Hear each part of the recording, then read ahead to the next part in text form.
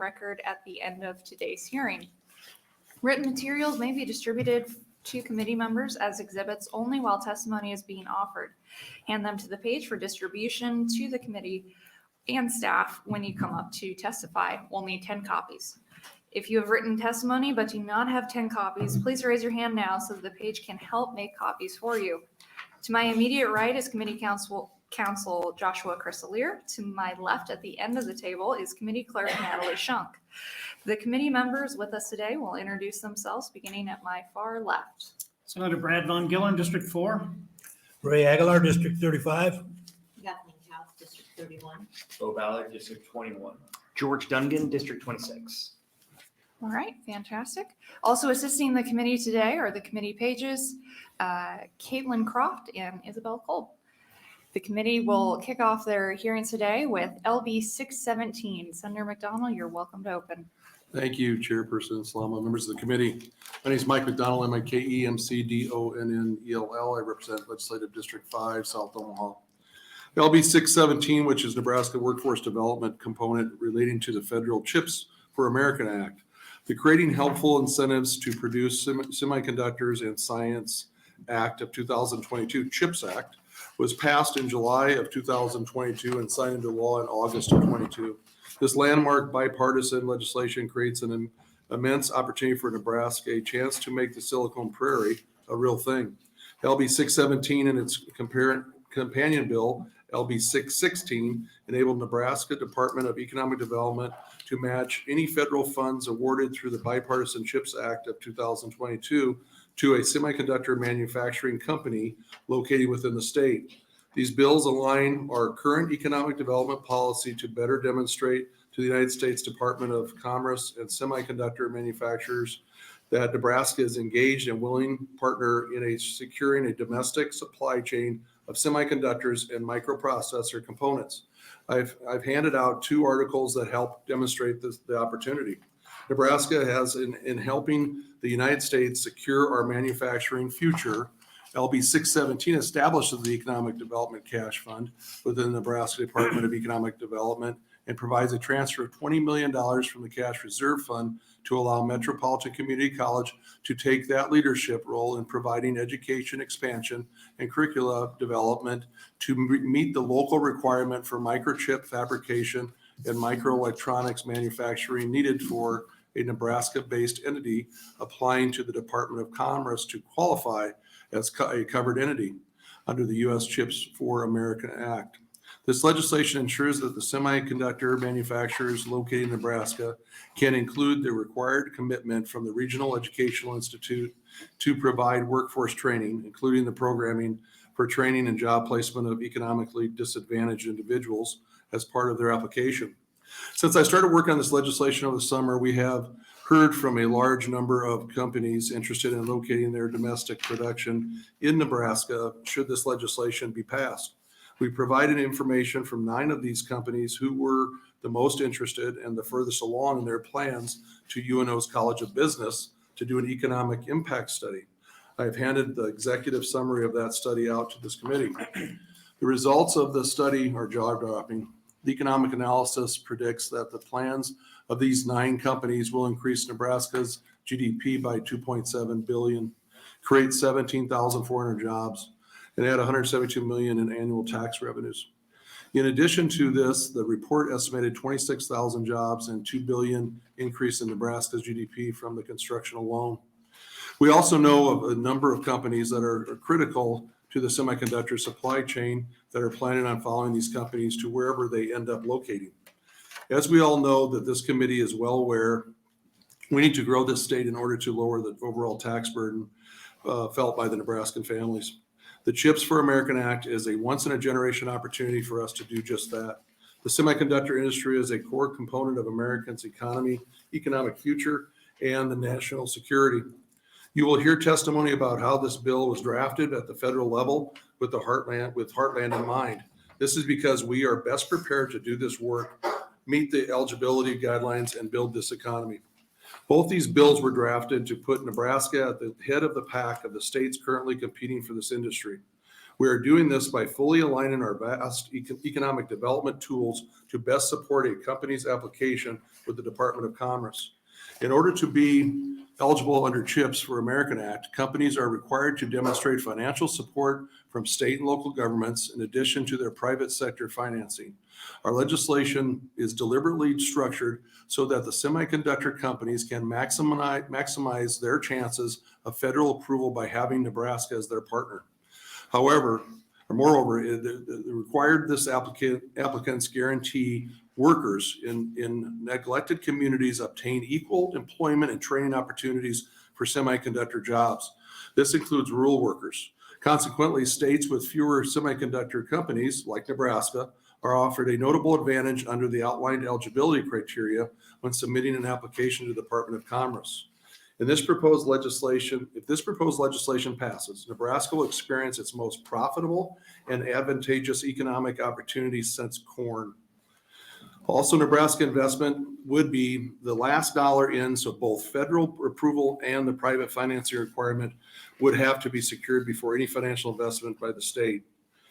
Here to testify in support is Mr. Thomas Goldberg, who was one of the principal drafters of the U.S. CHIPS for American Act. Mr. Goldberg served as a member of the National Security Council staff under President Ronald Reagan and George H.W. Bush. He's our subject matter expert on this legislation and is helping us to make sure that we have all the information we need to best align our investments to position Nebraska as a leading partner in building the domestic semiconductor industry. Also here to testify is Randy Schmazel, who is the president of Metro Community College. Randy will talk about the workforce training needs of the semiconductor industry and potential programming that would be put together. It should be noted that while there is a requirement for eligible companies to make significant investments into research-based educational components, as well as 90% of the jobs that would be created under this bill are anticipated to only require a 2-year technical degree. I'm here to answer any of your questions, and I will definitely be here to close. I have another bill in another committee that I'll be possibly walking out for, and I'll come back. But I know you've heard quite a bit from me in the last couple of days. This is my last bill that I'll be testifying in front of this committee this year. I can't tell you how important I think this is. The idea of the biggest economic impact in the state of Nebraska since born, I'm serious about it. We put it together as our team to get people's attention, but the attention is due. The idea of where we are as a state and some of the things we've done right and wrong in the past, the mistakes we've had, we don't want to repeat them. And the idea that we want to be able to compete against 49 other states. And if we're going to take that serious, if we're going to be serious about that, then these are the kind of legislation we have to move forward. It's been said by a number of people that success is not owned, it's leased, and rent's due every day.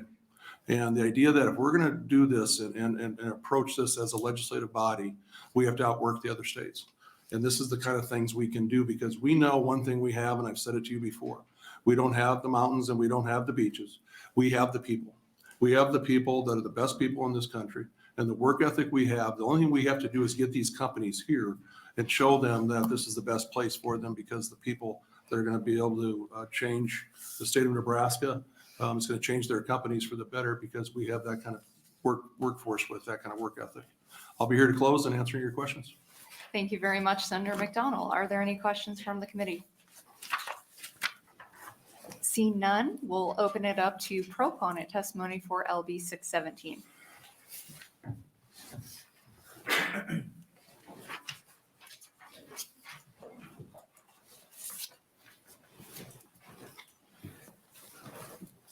Good afternoon. Good afternoon to you as well. Thank you, Chairwoman Slama and members of the Banking Committee. My name is Thomas R. Goldberg. That's spelled Thomas, middle initial R, Goldberg. I am Vice President for Strategy at Nantero, and in a prior incarnation was one of the principal subject matter experts that drafted the authorization legislation known as the CHIPS for America Act. Nantero supports both LB 617 and 616. With regard to 617, Nantero supports the workforce development component relating to the federal CHIPS for America Act, its establishment of the economic development funds, and support of collaboration between Metropolitan Community College, and the University of Nebraska, Omaha, to support education expansion, curricula development, and staff hires.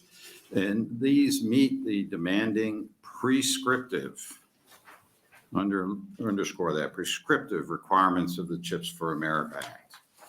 The Act specifically, sections 9902B, double little I, capital I, double I, and little double A, states that covered entities seeking funds have made commitments to provide, in quotes, training and educational benefits paid by the covered entity, and through programs to expand employment opportunities for economically disadvantaged individuals, secured commitments from regional educational and training entities and institutions of higher education to provide workforce training, including training and job placement for economically disadvantaged individuals.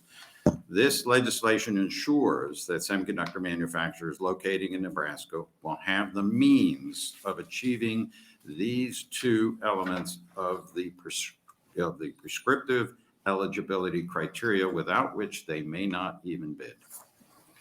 Let me emphasize that in order for a covered entity, such as Nantero, to become eligible to submit a bid under the CHIPS for America Act, it must partner, in full meaning of the term partner, with regional educational and training entities and institutions of higher education. The U.S. Department of Commerce's emerging evaluation scoring system is weighted so that 51% of that evaluation is aimed at the eligibility criteria. And when we wrote the law to be prescriptive, we denied the Department of Commerce or any administration any authority that is discretionary in the implementation of the act. This makes this enables that LB 617 makes a significant and necessary contribution towards enabling covered entities in Nebraska to meet these requirements. Nantero meets other eligibility criteria through its choice of location under section 9902B, double little I, capital double I, having made commitments to worker and community investments that benefit economically disadvantaged individuals. By choosing a site in a metropolitan statistical area of the state that has a mean income for a family of 4 that falls below the national average. LB 616 will provide another benefit required by the Biden administration's implementation of the CHIPS for America Act, namely partnerships between covered entities and state and local governments. These are essential elements without which, again, they cannot bid. The U.S. Department of Commerce is seeking such partnership constructs. Other states, particularly Kansas, have already entered into partnerships with covered entities by issuing tax credits and other incentives to covered entities there, and that can now immediately monetize the value of such incentives at one location that will host 7 factories, and the value of that in its entirety is just over $1 billion. Mr. Goldberg, we're working I hate to do this, but we've got a 3-minute light system. If you could give us your last thoughts. The last thought is I will answer any of your questions. And I Thank you am, as very one of the much. principal authors of the law, if you have detailed questions, I can be available to you at any time, whether here or at any other time. Thank you very much, Mr. Goldberg. We appreciate it. Are there any questions right now from the committee? Seeing none, thank you very much for being here Very today. well. Thanks.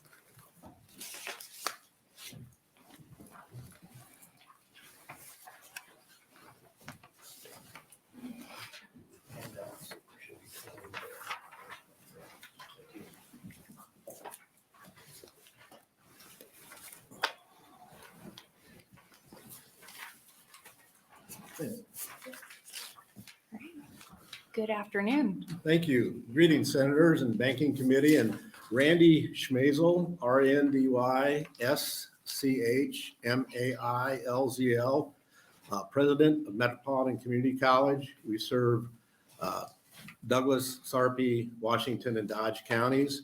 To start with, why Metro? Well, Metro fulfills all the boxes, it checks all the boxes in this national legislation due to our location, due to the students we serve, due to our populations.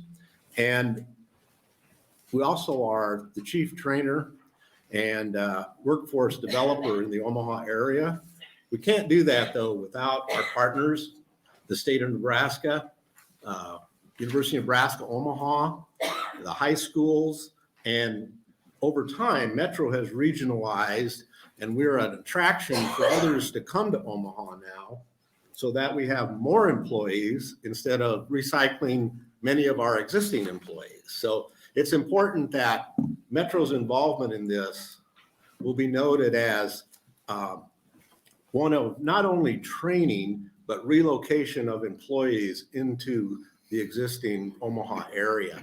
What I can pass out to you is an example of, what does this mean? How can community colleges support this semiconductor ecosystem? And, it's pretty simple. My job in education can be pretty simple.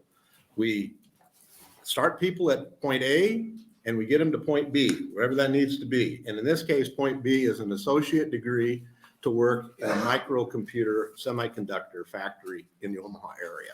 So the way we do this is we use a boot camp system where it can be online or it can be discovery while you're in high school. There's significant investment from the legislature through Senator Wayne in North Omaha and South Omaha, the career opportunities there. So we want people to understand, how can you get involved with this?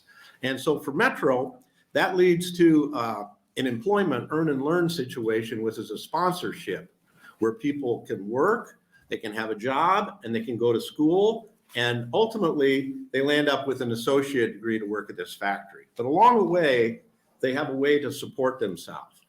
And that's really important and works well in Omaha. And for those of you that know all about us from our local business partners in Omaha, you can recognize that.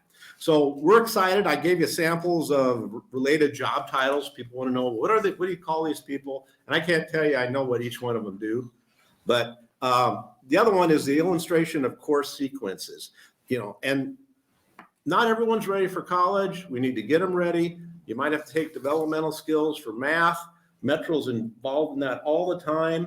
We have dual enrollment programs with high schools. So our pipeline going into this, I, without hesitation, believe we can get 17,000 jobs ready. And it can only happen though with the legislative support, the state support, and our community support. So with that, I'm going to stop before that red light goes off. I appreciate that. Thank you, President Schmazel. Are there any questions from the committee? Seeing none, thank you very much. Thank you.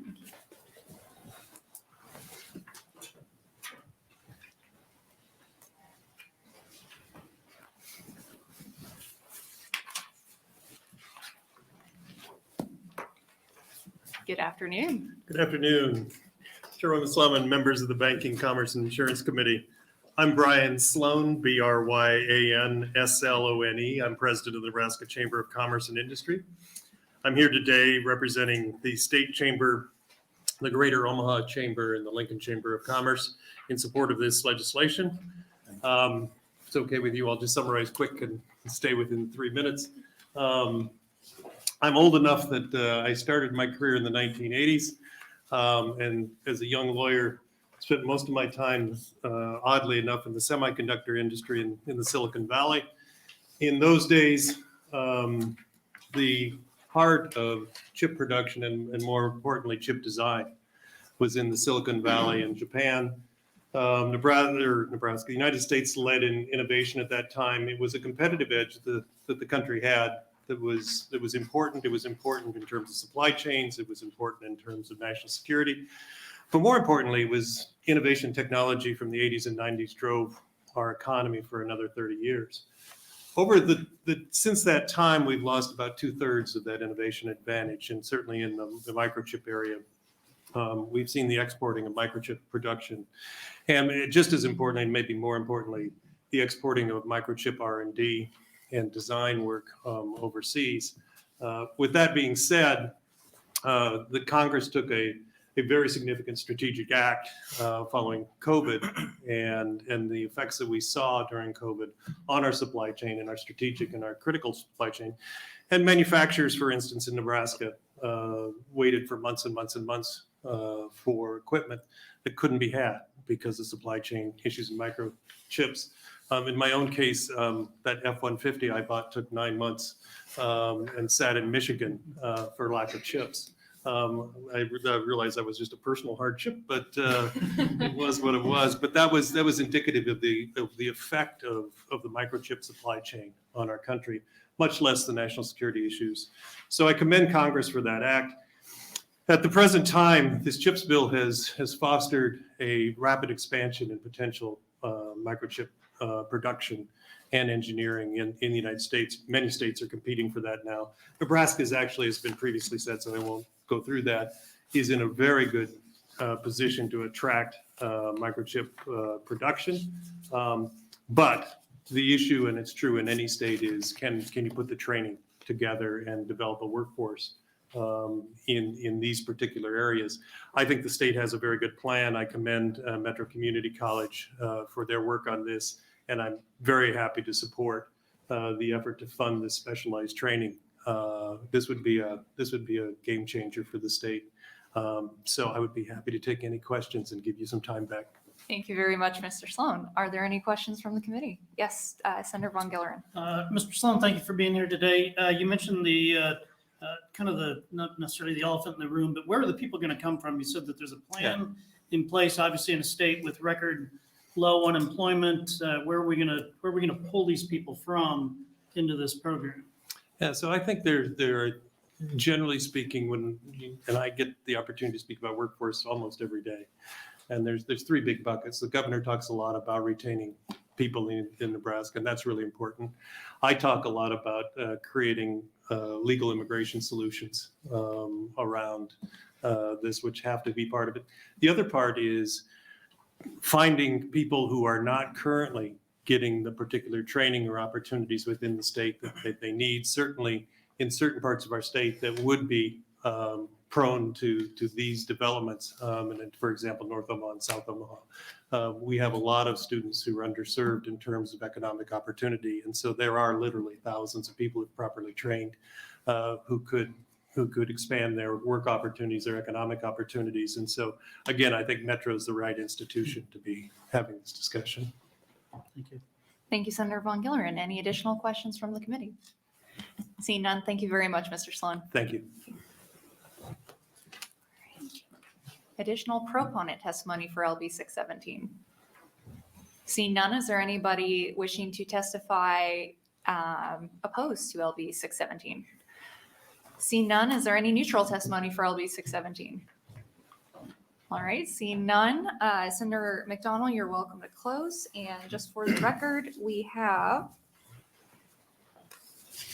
some number of letters for the record, just a moment. 4 proponent letters for the record for LB 617. No, wait, sorry. There are no letters for the record for LB 617. I apologize. Thank you. You're welcome to close. You look at that UNO study and you start looking at these numbers and you look at $2.7 billion GDP. You look at 17,000 jobs and 172 million in tax revenue. And I mean, they're staggering. They're staggering because they are game changing. That's why the questions asked of where would these people come from? We have talent here. We have people here in our state. But again, we want to retain and we want to recruit. We want that Viking mentality. We want to go into other states and we want to take them. We want to take their jobs. We want to take their people. And we want to move our population from 1.9 million up as high as we possibly can. So that's the attitude. I mean, now, if I have the support of this committee, and I know there's a lot of information we hit you with, I'm looking at making this my priority bill. I believe it's that important. If you think about our future and opportunities that come around, not very often, that can change our state in such a dramatic way, and for the next generation and possibly the generation after that, this is one of those opportunities. So I'm here to try to answer your questions. The subject matter experts are here. Randy Schmazel, I just want to say the work he's done and the lives he's helped change based on the Metro Community College. Before I was elected, I didn't pay much attention.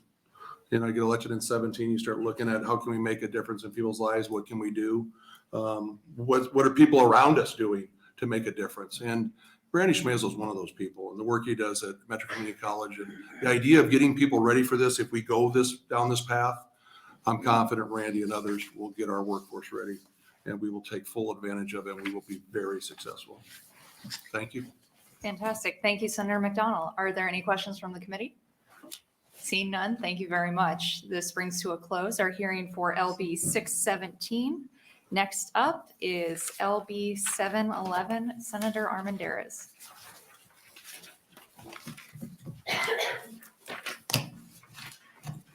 Good afternoon, Good Chairman afternoon. Slama and the rest of the Banking, Commerce, and Insurance Committee. My name is Christy Armendariz, CHRISTYARMENDARIZ. I am the Senator for District 18 in Northwest Omaha, parts of Northwest Omaha and Bennington.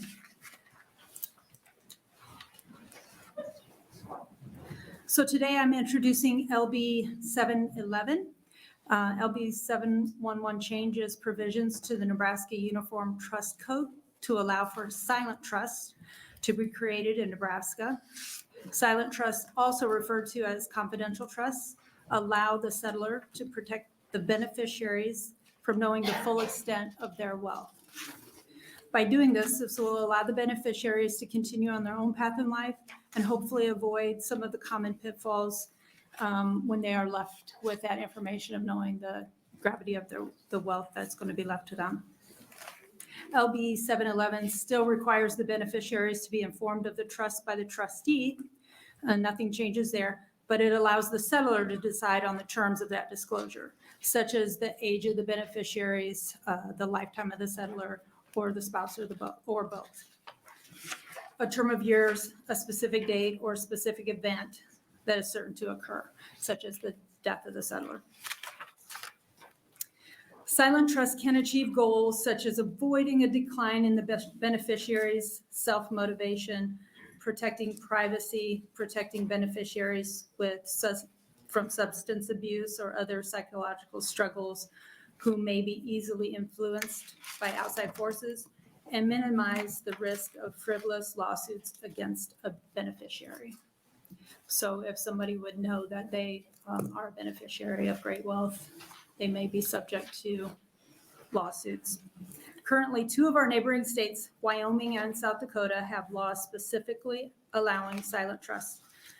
Nebraska-based trust companies are at a competitive disadvantage due to the lack of ability to create silent trusts, potentially driving individuals to our border states to create trusts there. At the end of the day, the intent of LB 711 is to provide an avenue to shield beneficiaries from potentially life-altering information until the settlor believes that they will be able to deal with that information. I'd be happy to answer any questions. If not, I do have some industry experts that could answer them. Thank you, Senator Armendariz. Are there any questions from the committee? Seeing none, thank you very much. We'll open it up for proponent testimony on LB 711. Welcome back, Senator Lindstrom. Thank you, Chairwoman Salama and members of the Banking, Commerce, and Insurance Committee. It's good to be here. I was down at the Ag Committee for a confirmation hearing, so I was glad that it timed up perfectly. I want to thank, I'm Brett Lindstrom, BRETT, LINDSTROM from Omaha, formerly representing District 18. How about that? I want to thank Senator Armendariz for introducing LB 711. After sitting on this committee for 8 years and sitting on Revenue Committee, I know a few of you do the same. Often you talk about being competitive, right? Whether it's through our tax code, through our trust laws. And so before it was termed out, one of the things into the fall, I went and met with 20 different estate planning attorneys, probably 6 or 7 different firms just to get an idea of what are some things in Nebraska that can make us competitive as it relates to other states that have provisions such as the silent trust, quiet trust. There are a handful: New Hampshire, Tennessee, South Dakota, Wyoming, Alaska, Nevada, that do have these provisions. And they put a list together of about 5 different things. This to me was one of the things that seemed what I'll call the least controversial, because really what Senator Armendariz talked about was how do we protect kids in a lot of different situations. I know there'll be some opponents today, and I did have discussions with some of those folks, and I think there may be a way to get to the same intent and not hurt what they're trying to do. But really what this comes down to is if an individual that is growing up has parents who have done well, and sometimes parents don't want their kids to necessarily have an idea of what they may inherit at some point. You know, I know I was a lot different at 19 than I am today. And if I knew I was getting 3 or 5 million or whatever the number is, I'm not quite sure what type of path I would be on. And so I think, you know, one of the sides is, should we allow the questions would be, do we allow the parents to provide the financial literacy to help those individuals understand the money that they have, to use it for philanthropic purposes, the gravity of that? Or can you give them enough time for that individual to have a better understanding of life, have an understanding of money and how that money can work for a lot of different ways? And so what this does is just simply allow an option. This is not forcing anything or forcing anybody's hand, but when say a couple in this case were to create their trust, they could put in there that they're not going to allow the beneficiaries at the time, up to a certain time or age or whatever it might be, to understand their full financial balance sheet and the full understanding of what they have. And so there's a gap in there where this may be able to help. With the opponents, I think one of the things that they're afraid of is that, you know, if the beneficiaries are not aware of the financial situation, can that trustee manipulate or do some things the wrong way? One, there's a fiduciary responsibility, and 2, there's a legal aspect to this that if somebody were to do that, and that would be the very, very small case that could happen and very low probability, then there'd be some legal action. But I think what the intent of it is just to make sure that we give flexibility to those individuals to protect their kids that may not have a great understanding of what that wealth might be. And it can take them in a path to use it in different ways or not fulfill their expectations. So again, appreciate Senator Armendariz for introducing this bill and for all the people that came to me and talked to me about, you know, all these things that we need to do in the state. And there's definitely more to do, you know, when it comes to South Dakota and trust laws there. And this is only a suggestion, but maybe looking at it through a legislative resolution to see, hey, is there an opportunity in the state of Nebraska to do those things? So anyway, I appreciate being back here, and good to see all the faces, some familiar, some new. Fantastic. Thank you, Senator Lindstrom. Are there any questions from the committee? Yes, Senator Duncan. Thank you, Chair Slama, and thank you, Senator Lindstrom. It's good to see you here again. I appreciate the comments that you've made, and I understand the concern, I think, of trying to protect children from these outside forces and what we've talked about. It seems to me that one of the biggest concerns, and you outlined this a little bit in your testimony, is that by getting rid of this language, the beneficiaries are going to have a difficult time monitoring or protecting their interests. And that's kind of what you alluded to. First of all, what kind of language could be added in to maybe placate some of those concerns or come to some consensus about those protections and making sure those beneficiaries do have their interests protected? What have you been talking about, folks? Well, and the beneficiaries, in a sense, do have their estate and the plan protected. They just may not be aware of it. They're still named the beneficiaries. They're still going to get those dollars. They just might not know the full extent under the provisions right now. But as the grantor of the trust, and that's usually, let's say, the parents that have the wealth, they would have in this bill, they would have the option to not allow the kids or the beneficiaries to know over the age of 19.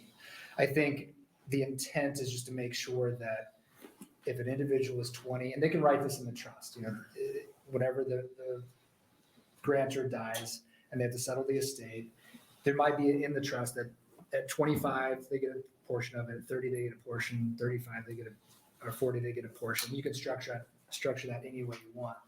What I think what you could do is, because the grantor has the ability to hire and sometimes it is the trustee, they are the same person, but if they outsource it, they would still have, because they set it up, they would have the understanding of who's looking out for their estate on their behalf.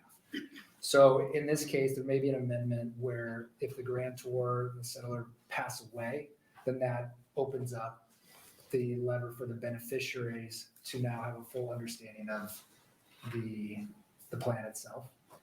Versus if you kept it for the length of time, in the case of Nebraska, 99 years with the trustee, that trustee could still oversee it until they have to do things within the trust to release those dollars. So I think a good in-between would be maybe on the passing of the grantor in the trust, then that releases some of the, it releases all the information to the beneficiaries, and then there's no gap in between who's overseeing, who's looking out for the dollars. And that might be a good way to bridge that gap there. Well, that makes sense. And under the current language of the proposed law, you mentioned there is still legal recourse down the road if they find out there's been any malfeasance or anything done wrong. Is it fiduciary? Is it possible? It seems to me that any legal recourse they would have under the current proposal would be so far down the road that it would be problematic. Do you share that concern? Is that a concern that you think is valid? Well, I don't know if that's necessarily a high probability that would happen. I think, let's just say hypothetically, and say I'm in this situation. My wife and I have 3 young kids. We are successful with our dollars. I'm now 60 years old. My kids are in their early 20s, but maybe not all of them are responsible adults. That might not mean that they're never going to be, but at this stage, I don't want them knowing. Now, maybe my kids are great and I didn't write that in my trust. This only gives the option of me saying, well, I got 1 of 3 that I don't want to know. And you really hope the other 2 don't tell them. True. Right. Well, but they may be a third in my estate. Again, I think with the amendment that I think could come, that would be the happy medium. I just think with this bill, at some point I would rewrite my trust to reflect my kids. Now, if this bill just goes as is, the reason why I would structure my trust to say, I want my kid to get X amount at 30, I want X amount at 35, I would just hope that by the time, say, 15 years passes, or give or take, they would have a better understanding of how money works and what it means, and would have a better understanding of where their life's going to go, versus maybe just hanging out knowing that a lump sum of money is coming their way. And so I understand that the concerns that less than 1% is going to do, I think it's even more than that. But I think the harm that it can cause, especially in kids, if they don't have a purpose in life, and that's really what this is, just to make sure that we don't screw kids up. And that's a concern that was brought to me by 20 plus attorneys. I know the opponents are state bar, and that's a lot of attorneys. So, to get 100% attorneys that agree on things is very difficult, like anything. But I will say that was one of the 5 things that stood out to me in every conversation I had was, what do you think we could do in the state of Nebraska that would help to curtail some of those issues that come about when you're working with these families? Because long term, what you want those individuals to be is good stewards and get good folks that are involved in philanthropy and community, and using those dollars to better their community at some point. And that to me is how you can, one way amongst many ways, but this to me was the least controversial, that an understanding of what we're trying to do with LB and several of them.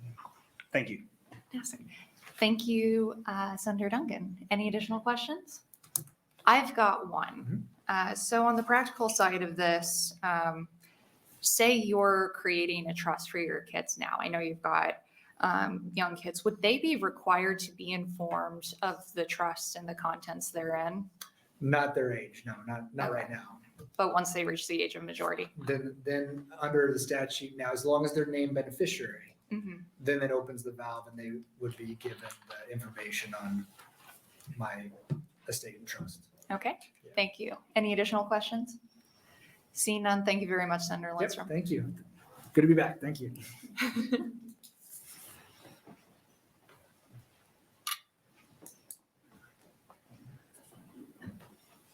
Any additional proponent testimony for LB 711?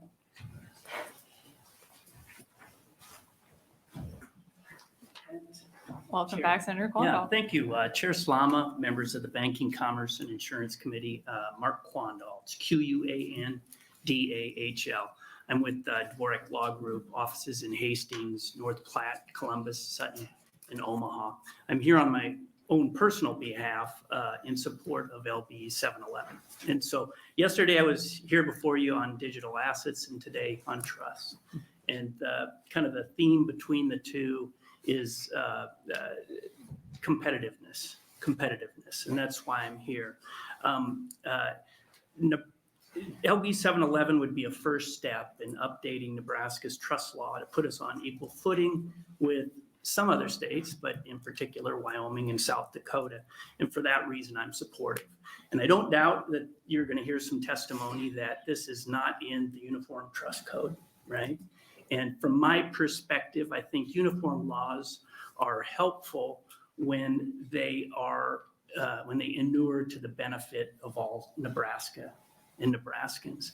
But they perhaps are not so helpful when it puts Nebraska at a competitive disadvantage with our neighboring states. And for that reason, I'm supportive. I would also note that it's permissive, it's not mandatory provision, and so it's nothing that when you're creating a trust would have to be put in there. So. Okay. Thank you very much, Senator Quandall. Any questions from the committee? Seeing none, thank you very much.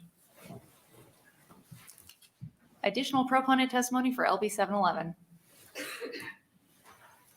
Seeing none, is there anybody wishing to testify opposed to LB 711?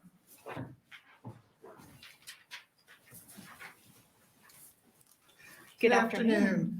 My name is Susan Spahn. I am a private practice attorney in Omaha, Nebraska with the Fitzgerald Shore, Bar Miller, and Brennan Law Firm.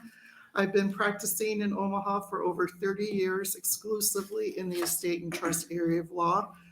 Following law school, I also obtained a Master's of Law and Taxation degree from the University of Florida. About 20 years ago, my practice segued into contested litigation involving estates and trusts. These days, that area of my practice is booming. It consumes over 80% of my time, and that's unfortunate. But the reason is because sometimes people are serving as trustee that should be trustee. And our concern, and I'm here on behalf of the Nebraska State Bar Association. I've been a member of its House of Delegates, I believe, for around 20 years, and I also am on its legislative committee.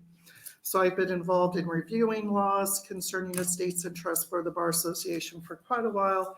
And I also served on Senator Landis's study group back in 2001 when he had us look at the Uniform Trust Code for consideration for adoption by Nebraska, which obviously we did. And it became effective January 1, 2005. Practicing in the contested area, I have seen the good and the bad and the truly ugly. And when you have someone who is not fulfilling their fiduciary duties as a trustee, the only person who can step in and stop it is a beneficiary who has knowledge that the fiduciary is not doing its job. As written, LB 7 and 11 would allow a irrevocable trust to continue to be administered for people who the trustee does not even have to give them a copy of the trust. So tell me, how is the beneficiary supposed to protect their interests if they don't even receive a copy of the trust? Those are the primary concerns with the bill as written. Is in the Uniform Trust Code, section 3805, lists the things that the trust must do, and it cannot be overwritten by the terms of the trust itself. And so the duty to report is one of those key elements of a trust, of the trust world, that protects the citizens of Nebraska. And I understand that there's a lot of people who would like to do great things by making secret trusts, but you can't have legislation that just affects them and not the aunt or uncle or brother who's serving as trustee for grandma's trust and decides to start pilfering up for their personal use. And that's what I see happen too often. And those are the reasons why the bar is concerned about this bill and is here to oppose the bill. Does anybody have any questions? Thank you, Ms. Spahn. Are there any questions from the committee? Yes, Senator Kauth. Ms. Spahn, did you hear what Senator Lindstrom had said as far as a modification to that maybe you guys could come to an agreement where if the person who starts the trust passes away, at that point, the beneficiary would be notified? Does that work? Well, as it stands today, in common estate planning, because I still do slip some of that in, when I'm doing an estate planning for a husband and wife, typically it's a revocable trust, meaning the husband and wife can change the terms of that trust before they die. If it's a revocable trust, no one gets notice of it because rights haven't vested in the other beneficiaries. So the estate plan is completely private as long as it's revocable by the husband and wife.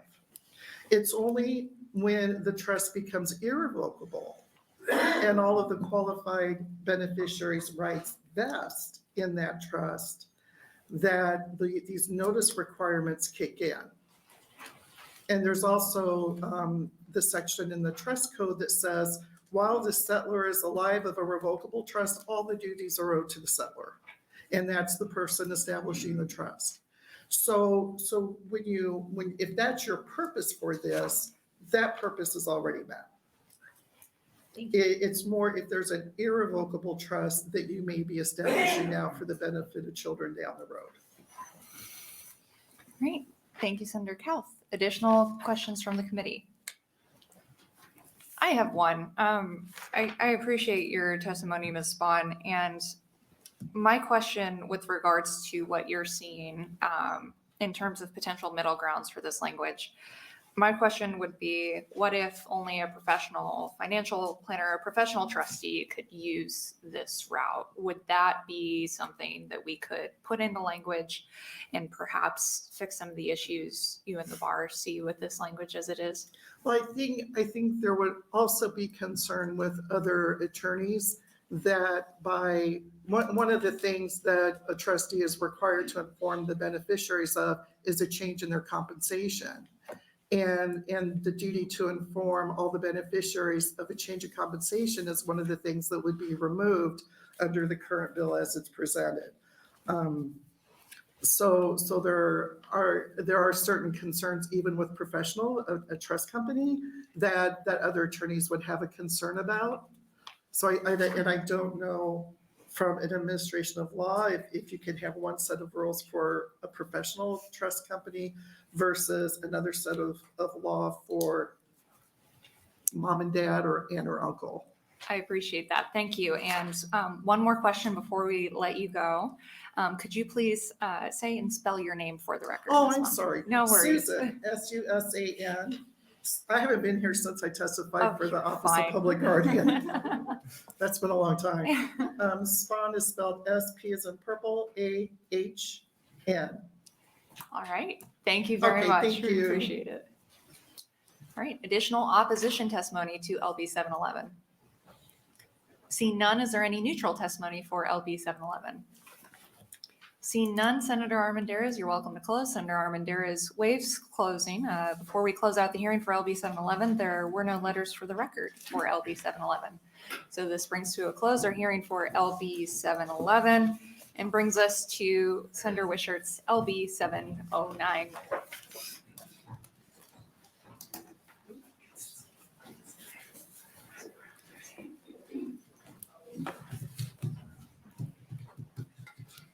Welcome, Senator Wishart. Hi, good afternoon, Chair Slama and members of the Banking, Insurance, and Commerce Committee. I learned why commerce is included in that title with this legislation today.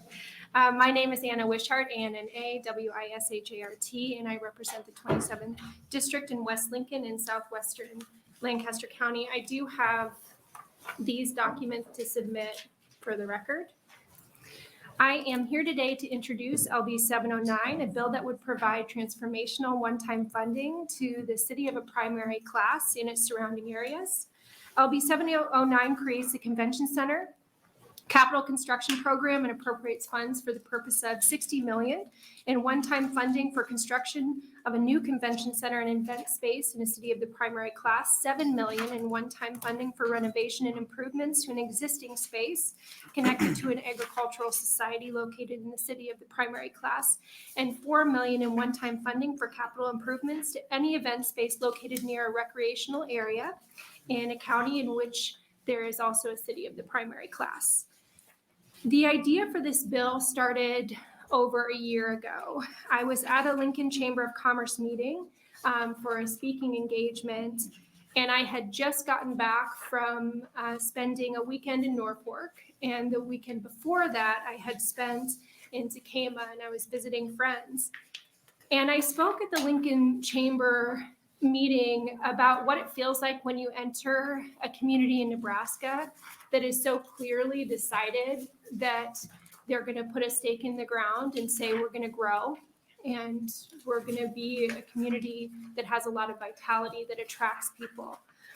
And I mean, I love the people of Tacoma and Norfolk, but I also love going there and seeing so much momentum on their main streets.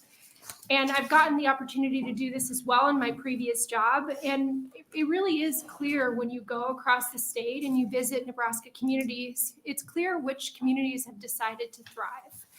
And one of the things I've learned from these communities is that there is sort of a repetitive recipe where you have a supportive community, you have public and private sector leadership, and you have a really strong vision. And so I asked the chamber that day, what is our next big opportunity in Lincoln? What is our vision? How are we as a community saying that we are going to continue to thrive? And I asked that question that day, and I kept asking it over the course of the fall. And the response that kept coming up to me was the convention center. This is not a new idea. This was actually a large meeting space that was envisioned to go hand in hand with our Pinnacle Bank Arena. And as you know, the arena got built and the convention center was a future project that was put on hold. You know, yes, Lincoln is an absolutely wonderful place to live now, and we continue to grow. But one of the things I've noticed and heard from our chamber and from other private sector industries in the community is that when they're out recruiting in employers to come and work in our community and live here and build their family, they're competing against Austin and Denver and some bigger cities across the country. And what they find is that when they get somebody to come here for an interview and spend a weekend here in Nebraska, people fall in love with our state and with our community, but it takes getting that person here. And so this idea of a convention center is an anchor. It is a recruitment tool for professionals to come here, spend some time in our capital city, fall in love with our state, and stay here, build their career, raise their family. So you're going to hear from a lot of people today about details of the convention center and some of these other projects that are included in here. So I will just close by saying, first of all, this is already a very vetted project. We have 2 phases of a report that are completed from a national firm that you'll receive today and hear about. There are 5 sites already located in the downtown area, and there is an ongoing process right now to narrow those sites. While this is a convention center being built in our capital city, its location will be very helpful to being able to serve state government, so there will be a state benefit to this.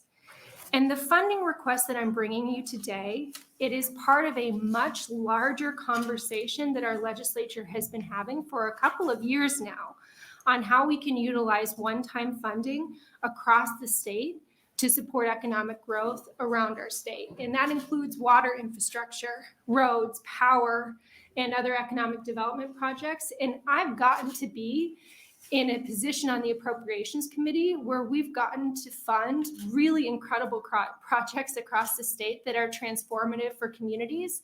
Well, this is Lincoln's voice in our surrounding area. This is our voice at the table for what we would like to see in terms of economic growth. So with that, I will close and see if you have any questions. Thank you, Senator Wishart. Are there any questions from the committee? I have just one, and I appreciate you being here today and your drive to grow Lincoln's economy. But my question is, why use state dollars for this project? Are there not private dollars available for this? So the total project would cost $120 million according to the study. So this would be a 50% match. The rest would have to be raised by local private philanthropy and local support. Okay. Thank you. I appreciate it. Any additional questions? Seeing none, thank you very much. And I will stay. Sounds good. All right, we'll open it up to proponent testimony for LB 709. And if you're planning to testify in support of the bill, I'd ask that you come forward and sit in the first few rows just to minimize the time we have in transit. Good afternoon, Chairwoman Slama and members of the banking, commerce, and insurance industry. My name is Jeff Maul. For the record, Jeff-M-A-U-L. I'm the Executive Director of Visit Lincoln, formerly the Convention and Visitors Bureau, newly branded, and Vice President of the Lincoln Chamber of Commerce. I am testifying on behalf of the Lincoln Chamber, the Lincoln Young Professionals Group, as well as Visit Lincoln on behalf of support of LB 709. I want to thank Senator Wishart and other members of the Lincoln and Lancaster County delegation for inclusion of all three facilities in this bill. While discussions of a convention center are certainly not new to our community, I want to focus on the benefits not only to Lincoln, but the region and our state, and update you on the most recent feasibility studies presented by the Convention Sport and Leisure Study, or CSL. As a region, including member communities that make up the Southeast Nebraska Tourism Coalition and others in eastern Nebraska, they benefit greatly when the rising tide that is called tourism is healthy in Lincoln. This based on thousands that attend Husker Athletics, events at Pinnacle Bank Arena, Haymarket Park, and state high school championships each and every year. Our highways and byways all make up an impressive network of connectivity that bring people to and from our community each year for events that include stopovers in many communities for meals, unique shopping, and stays in warm and enchanting bed and breakfasts, one of my favorite. All these stops and destination visits represent dollars spent and tax benefits statewide. With this being said, our community is only serving 30% of the demand in our largest convention property, the Cornhusker Marriott, and this bill will better equip our community to host new and retain existing state, regional, and national association conferences that have longed for more space under one roof. The most recent CSL study states that 78% of planners surveyed would consider or use new space in Lincoln. This includes those very same state associations and would include statewide tourism rotation, which is common ground amongst our state associations that call homes and conferences from Gering to Omaha, Beatrice to Sioux City. It is truly a statewide entity. Other key findings in the study include, and this is phase 1 and phase 2, Lincoln ranks last amongst 10 similar communities across the country in sellable convention space under one roof, but ranks first amongst comparable cities with existing restaurant, retail, and hotels in the downtown area that can support a new convention space. Construction would generate $37 million in net new direct spending, $62 million in total economic impact, and support 440 full-time equivalent jobs. In a stabilized year, the facility will host 200 events with more than 112,000 attendees and lead to 25,800 room nights in hotels, generating city hotel tax and food tax revenues each year. Net new spending will also be felt in the form of local, county, and state lodging and sales tax, which pad the coffers for development and operations. The convention center will support 230 jobs per year, and event activity alone will generate $18.5 million in economic output. This bill, still in the very early approval process, is also well-timed with visionaries with our organization, Visit Lincoln, Downtown Rotary Club 14, and the Downtown Lincoln Association that commissioned the above-mentioned studies and stand ready in moving this project forward to becoming a shovel-ready project in the coming years. Of importance is the necessary public and private partnership, as it is a success model and works in Lincoln when you look at facilities like Haymarket Park and Pinnacle Bank Arena. As a state, we are proud of our capital city and its amenities. For many, a second home at various times during the year. A lot of you are a good representation of that. Much as was the case with Pinnacle Bank Arena, I truly believe that this convention center, while based in Lincoln, can truly be referred to as Nebraska's convention center, a gathering place for state conferences throughout the year during the legislative session, and most importantly, a facility in downtown Lincoln in the shadows of our great state capitol. This concludes my testimony, and I would be happy to answer any questions. Thank you, Mr. Mull. Are there any questions from the committee? Senator Ballard. Thank you, Chair Slama. Thank you for being here, Mr. Mull. When you're going around the country marketing Lincoln, what are the pros and cons you hear from different groups? I mean, for us, I've done this a long time. We have an amazing sales staff. What we hear all the time is just family friendly, great destination, safe, easy to get around. It feels for a lot of people like their hometown. They just appreciate the destination amenities. And I think the challenge is just going beyond that mindset and becoming a much stronger destination skyline, having the destination assets that Senator Wishart talks about and becoming a better place for youth. I think we're somewhat capped at our growth to answer that question. And then who's our major competitors for bringing new groups? Nationally, regionally, you take a look at Sioux Falls, South Dakota, Des Moines, Iowa, which is a growing metropolis out there. You take a look at communities like Durham, North Carolina, Lexington, Kentucky, Fort Wayne, Indiana. A lot of these competitors were talked about in the competitive set in the study, but we compete regionally quite extensively, and we know we can do better with better facilities. Perfect. Thanks for being here. Yep, thank you. Thank you, Senator Ballard. Additional questions from the committee? Senator Kauth. Just real quick, in a stabilized year, define stabilized year. Stabilized year is typically year 3 and 4. Once you get yourself going and you start to establish relationships, statewide associations, Nebraska associate or whatever national associations have about a 3 or 4 year contract cycle. So that's after opening, and then how long will the actual project take from shovel to open? I would have to go back and take a look at the study, and I'd be happy to follow up with that. Thank you. Thank you, Senator Kauth. Additional questions from the committee? Senator Von Gillern. Mr. Mull, thank you for being here. Love the idea. Love Lincoln. I was born here, lived here for a number of years. Certainly want to see it succeed.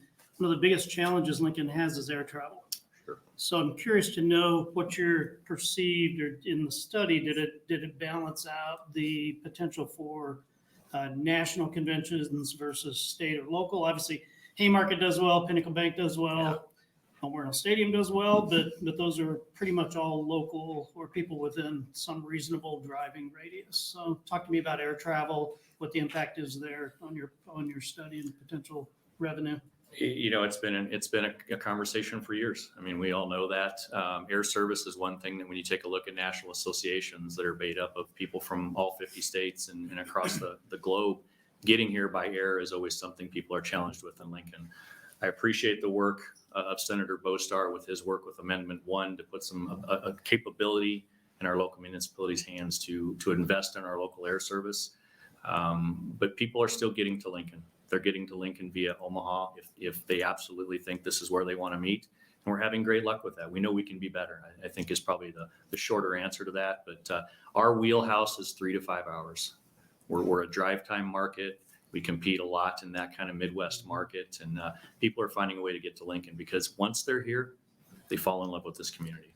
And is that 3 to 5 hours reflected in the study of usage, potential usage and viability? Yes. Great, thank you. You bet. Appreciate Thank you for the question. Thank you, Senator Von Gillern. Additional questions from the committee? Seeing none, thank you, Mr. Mull. Thank you. Additional proponent testimony?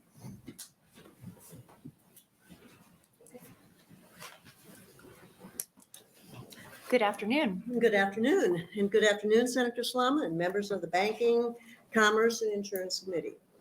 My name is Roma Amundson, spelled R-O-M-A-A-M-U-N-D-S-O-N. I am appearing before the committee in my capacity as a member of the Lancaster County Board of County Commissioners. I am here to testify on behalf of the board in support of LB 709. There are several testifiers here today who will touch on the many critical economic development projects supported by this forward-thinking legislation. All of these projects are extremely important to ensuring the continued expansion of the state's tourism industry. Although the board stands in strong support of each and every one of these projects, my testimony will focus on funding for the agricultural societies. State-level funding for agricultural societies in cities of the primary class, like the Lancaster County Agricultural Society, is more critical than ever. Over the years, the board has been a consistent and reliable supporter of the statewide tourist attractions maintained by our agricultural society.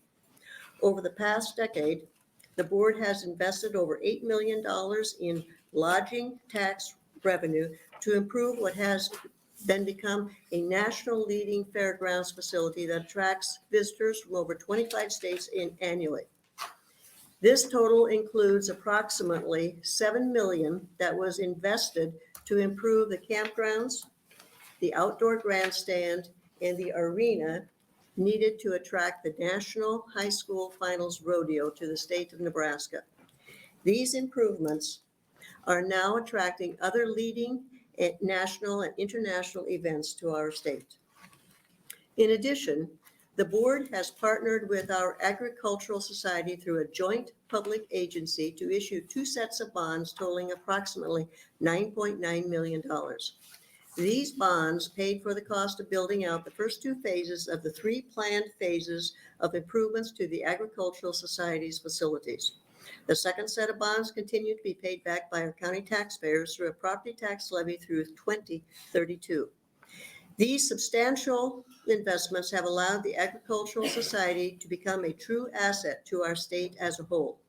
In addition to hosting thousands of 4-H, FFA, and school youth in multiple agricultural events, including Nebraska's largest county fair, this multi-use facility now draws over 300 unique agricultural tourism events year-round to Lancaster County. These events involve or impact local businesses throughout the region, support over 700 full-time equivalent jobs, and generate over $60 million in tourist activity, much of which comes from out-of-state visitors. There is no doubt that the pandemic took a major toll on our agricultural society's operations and bottom line.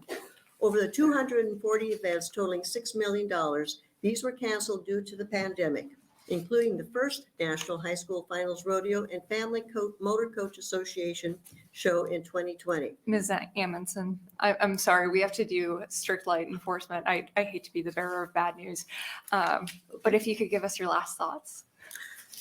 It's very important that we do support this. One of the things that is that even despite the fact that it had its own significant financial situations, it was still able to support over 75 different events during the pandemic that was for the benefit of the community.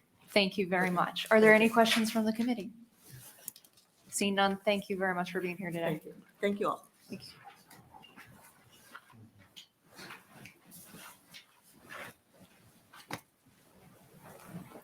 Good afternoon. Good afternoon, Chairwoman Slama and the rest of the committee. My name is Todd Ogden, Toddogden, and I am currently president and CEO of the Downtown Lincoln Association. And our organization has been around for over 50 years, 17 of which I've been a privilege to be a part of. In all of those years, I believe that a downtown convention center would create more economic vitality, particularly for small businesses, than any other project that we have ever worked on. We are so thankful for Senator Wishart for introducing and championing LB 709. Our business improvement district includes over 500 property owners, about 900 businesses, including over 150 local restaurant, retail, arts and entertainment venues, and most importantly, 25 banks and financial institutions. I'm here today on behalf of our board of directors and our chair-elect Tom Klein, who is the senior advisor of commercial banking at FNBO. Tom would probably be the ideal spokesperson for us to present to the banking committee. And unfortunately, Tom couldn't make it today because he is busy supporting those very small businesses that we are confident the Downtown Convention Center would support. And I learned really quickly, do not ask a banker to cancel a meeting with one of his clients. So that was noted. Downtown Lincoln is rapidly adapting from an 8 to 5 center to a 24/7 urban neighborhood. There's never been an opportunity like this in our history to mold the core of our state's capital city into something that will support and attract our current and future generations.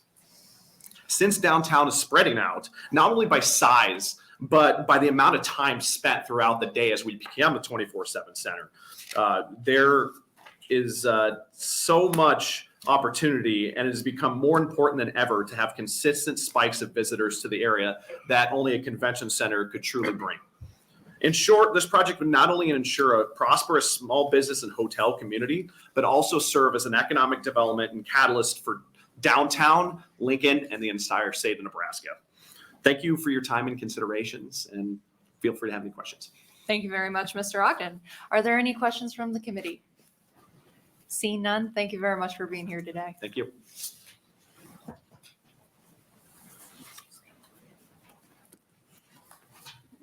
Good afternoon. Good afternoon. Chairman Slama and members of the committee, my name is Kendra Rano, Kendraronau. I'm the president of the Lancaster County Ag Society, and we manage the Lancaster Event Center Fairground, also known as LEC Fairgrounds. It's an honor and a privilege to be able to sit here before you today, and thank you for your service and the opportunity for me to testify. I'm a proponent of the $7 million that is included in LB 709. That would help us with improvements to the LEC Fairgrounds, which, by the way, just side note, tomorrow is our 22nd anniversary. As you know, Nebraska's ag societies are public entities created by a vote of people over 150 years ago to foster ag education and ag business. In Lancaster County, we deliver on this unique ag mission with a year-round LEC Fairgrounds by hosting over 300 events annually, including our 10-day county fair. In addition to our extensive local activities, the LEC Fairgrounds is Lincoln's #1 and one of the state's top 3 attractions for out-of-state visitors. Studies show that the LEC Fairgrounds has a $60 to $70 million economic impact. Like many in tourism, we were hurt by COVID and lost over $10 million with event cancellations and lost growth momentum. There continues to be high demand for the facility improvements that served 500,000 to 600,000 visitors and many local needs. Every day we compete for events. You were asking. We compete with Des Moines, Kansas City, Oklahoma City, Minneapolis, Denver, and many other cities close by. Our event partners and their participants love coming to Lincoln. We provide all the amenities of a large agriculture venue, but right in the city. People love that. On pages 7 and 8 of your handout, you can see examples of the type of national and international events we can attract.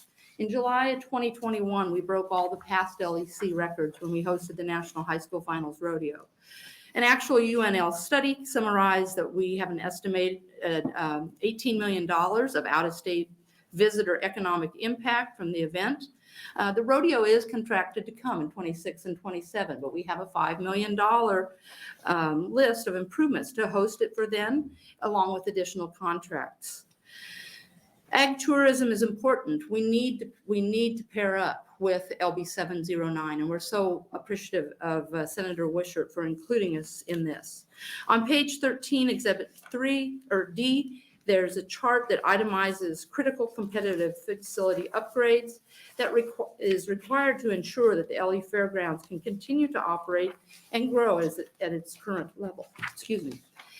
Thank you for the opportunity to sit up here to tell our story. We feel like we serve the city, the county, and the state along with regional and national events. And if you've got questions, I'd be glad to answer them.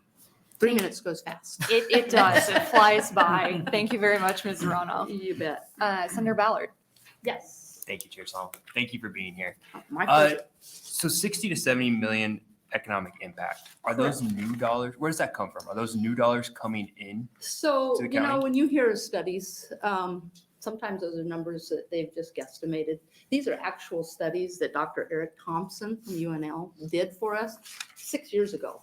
So with inflation, and we've amped up on growth. We're blessed people call us daily wanting to have events there, not just local, but regional and national events. So $50 million is our baseline every year. We've been fortunate to have national events, the rodeo. We had Family Motor Coach come in. Now that was the rodeo and Family Motor Coach was canceled in 2020 due to COVID. That hurt us. But we have try to have a national event every year. So we're not just sitting idle. Per Dr. Thompson's study, again, 6 years ago, so it's almost double, 211 per day from business vendors, $160 per day from competitors, like we do a lot of horse shows and livestock shows, $97 a day, public attendees and spectators. These are all outside. This is not our local people, it's outside visitors. 2021, it's estimated $4.5 million. A quick breakdown of that, just so you know, the state, you guys are at the top of the food chain. $2.8 million state of Nebraska sales and lodging taxes per year. $1.4 million to the city of Lincoln in sales and occupation taxes. $300,000 roughly to Lancaster County through the lodging tax. And as our county commissioner said, we've been grateful to get, they've been kind to us to help us have improvements, to keep pulling these national, regional events to come. Jeff Maul's right. People come, they love it here. One of the things that we hear often is that we're centrally located. It's easy for anybody to get. You can come from Texas, you can come from California, Florida. We're centrally located and we're safe. We hear that a lot. We're safe. So does that answer your question? And this is all found in your packet as well. On the back part of your packet's all laid out for you. Thank you. Thank you for sitting up here and listening to everybody. We appreciate it. Oh, we've got more questions for you. Oh, Senator Duncan. Sorry, my apologies. Okay. Thank you for being here. I did have the great fortune to attend or at least see some of the events at the National High School Rodeo. It was a fantastic time. Appreciate all of your efforts for that. Thank you. Obviously, there's the estimated $18 million of out-of-state economic impact we had from just that event alone. Right. There's the second part here where you talk about the estimated $5 million that's needed to serve that event moving forward. Mm-hmm. If those updates are not done, is it possible that they would not be here in 26 and 27? Do those? That is a possibility. We think we can do everything, but that is a real possibility. So we could miss out on that 18 million on Yes. 26 and 27 without those improvements? Could be. Yeah. Thank you. As much as we hate to say it. So we're working really hard to get everything happy. We have a great working relationship with the rodeo folks. I will commend our staff. They go above and beyond. So, but the reality is that center, which is why we were so appreciative of Senator Wishart, we are not really funded like a lot of other places. And we have a lot of people, 500,000 to 600,000 people coming through and flushing toilets, and that's a lot of wear and tear on buildings. So, yeah, in order to keep current, yeah. So thank you. You're welcome. Thank you Any very other much. questions? Senator Jacobson. I just have one quick question. Okay. Whenever I see we're number 3, I always have to ask who's number 1 and number 2 on the out-of-state visitors. I don't know. Well, I raise this question because obviously the Nebraska State Fair used to be located in Lincoln. Well, We relocated okay. to Grand Island. Correct. We spent a massive amount of money Mhm. on building a brand new fairgrounds. We put Right. the industrial park here in Lincoln, and then immediately after that, the Lancaster Event Center started building their lookalike to the State Fair. So I am concerned about duplication of services. I really am. Mhm. I don't think our state can really afford to have multiple sites doing similar kinds of things. And we've made a massive investment in Grand Island for the State Fair. I'm from outstate Nebraska. I'd like to see more investment going that direction. So I'll be real honest with you. I get concerned about putting more infusions of state dollars into local events when everybody else is having to kind of fund their own way. So I point that out because I assume the Nebraska State Fair might be Probably. 1 or 2. Yeah, probably. Thank you. I would just like to add, we don't ever want to compete with the state fair. that is never our intention, is to compete with the state fair, ever. We feel like we have a good working relationship. I know they just got a new director. We think the state of Nebraska is big enough that there's room for both. We don't have much overlap. We really don't with with the state fair folks. I think. Well, you answered my Okay, question. okay, good enough. Thank you, Senator Jacobson. Any additional questions? Thank you. Seeing none, thank you very much.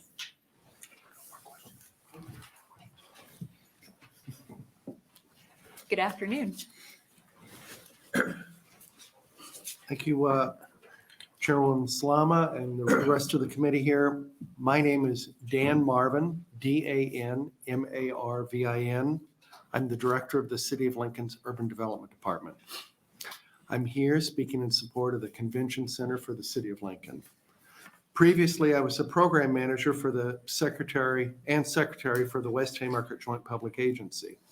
At that time, that was the largest public-private partnership in the city of Lincoln, and we built the Pinnacle Bank Arena. It was a catalyst for all of the development that occurred south of the arena. So I just want to spend a couple of moments so that you can understand how a convention center will be a catalyst in other parts of the city's downtown. When we built that, we would tell people that this will serve to create 100 housing units, 100,000 square feet of additional office space, and a 100-room hotel. We did create the 100-room hotel, but we far exceeded the numbers on apartments and residential units. And just last week, we announced a new corporate office in the downtown. Space for a new corporate office in the downtown would be 60,000 square feet, and a 93-unit apartment complex that would go in the West Haymarket JPA area. So on top of everything that we've done, we have Olson, we have Huddle, we will have additional space that will be created from that. And that is the synergies that come from a public-private partnership. I believe this proposal will create the same kind of impacts, leveraging public dollars that can stimulate private investment that has a multiplier impact on the downtown of the state. It will create energy around the site that will foster hotels, shops, and restaurants, which will then in turn create demand for housing and other office uses. No one knew when we built the Pinnacle Bank Arena that two large corporate entities, Olson and Huddle, and now a future one, would make their home in the West Haymarket area.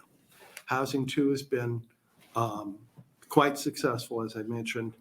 A grocery store came in as part of this development as well. So I think when you build it, the old thing of baseball, you build it, it'll come.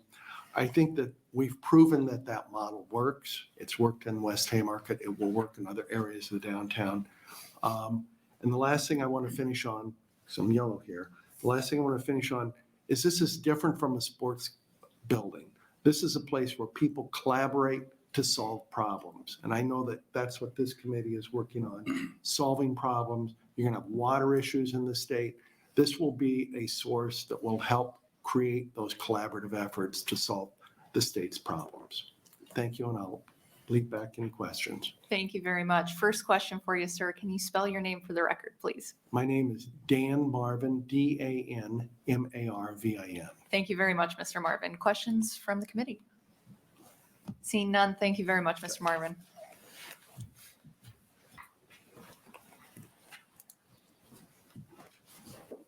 Good afternoon, Chairwoman Slama and members of the Banking Committee. Appreciate your opportunity here today. Bud Synhorst, BUDSYNHORST. I'm the president and CEO of the Lincoln Independent Business Association, representing 1,000 small businesses primarily located here in Lincoln and Lancaster County. Really, there have been a lot of great things that have been brought up today, so I'm going to take a lot less than 3 minutes. We're here to lend our support. I think over the last few years, we've seen some developments here in Lincoln with the South Beltway, growth opportunities as we start to talk about an East Beltway. And I think a convention center adds right into that economic vitality of our community, which will drive business to our small businesses. So with that, I'll just give you some of that time back and Thank you for your time, and if you have any questions. Thank you very much, Mr. Steinhorst. Are there any questions? Seeing none, thanks for being Thank you here very today. much.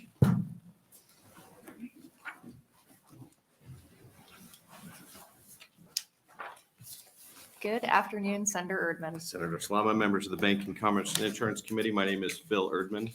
That's spelled Philerdman. I'm the Director of Dealer and Government Relations in Nebraska for the Iowa-Nebraska Equipment Dealers Association. We're here testifying in support of LB 709. The Iowa-Nebraska Equipment Dealers are proud partners with the staff and the leadership of the Lancaster Event Center, where we host the Nebraska Ag Expo, which is the second largest indoor ag show in the country. We do that every December right here in Lincoln. We work closely with our friends at Visit Lincoln, the Lincoln Chamber of Commerce, the Combine, the University of Nebraska-Lincoln, and others, as we stake the claim that agricultural innovation and technology is showcased in Lincoln at the Nebraska Ag Expo. LB 709, in addition to the work that the legislature has already done in previous sessions, would provide additional resources necessary for LEC and the community of Lincoln to maintain and grow their facilities to meet the needs and opportunities available to them. The Nebraska Ag Expo, we currently have over 800 exhibitors, including 50 companies that are focused on developing and operating innovative solutions to agricultural needs now and in the future. And we're also recruiting more companies. And in fact, right now, our company also owns the Iowa Ag Expo, which is going on in Des Moines, and that's the third largest Ag Expo. And so between the two shows, we're working very closely, but we want to make it clear that we believe we can stake that claim for the importance of ag innovation right here in Lincoln, Nebraska with our partners at LEC. So in addition to our farm show, Senator Jacobson was there this fall. We appreciated that. We also are working closely to make a community of innovators here in Lincoln. And so we do that in partnership with the Lincoln Economic Development Group, the Combine, Grit Road Partners, Farm Service of America, and Best Nebraska to make the case that innovation doesn't just happen in Lincoln 1 week in December. It should happen in Nebraska year round, and we want to be the place where that is founded.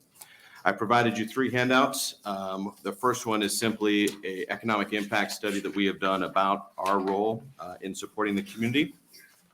Page 2 is an open invitation for all of you to come to our farm show, our Ag Expo, December 5th through the 7th. Many of you were invited and had the opportunity to attend this year, but you're all welcome to attend to see what Senator Jacobson saw this year, and that is when you put white carpet on a horse barn floor, you rig the lighting and you hang some video boards, it can transform the space. And I hope Senator Jacobson would agree with that. And then finally, what I'd like to point out is the third document. So this is a part of our show as well. It's called Career Exploration. We are working tirelessly to recruit and retain the employees necessary to serve our rural communities and especially our members in the dealership business. We had over 500 high school students come through the show this year. And you're thinking that those are probably folks from places like North Platte or Baird. In fact, over 150 students came from Lincoln Northeast. So we have a partnership not only with the schools that you see listed here, but throughout the state. And our goal is to inform them of the opportunities they have for high-paying careers right here in Nebraska. So we have a cool job to do. We promote the future of agriculture through innovation in a place where agriculture has as strong and as solid a foundation as anywhere. When we succeed in our efforts at the Nebraska Expo with our partnership at LEC, where agriculture meets innovation, agriculture wins, the Lancaster Event Center wins, Lincoln wins, and we believe Nebraska wins. So on behalf of our partners and ourselves, we're here to support LB 709. Would ask for your support and be willing to answer questions you may have. Thank you very much. Are there any questions from the committee? See none. Thanks for being here this afternoon. Thank you.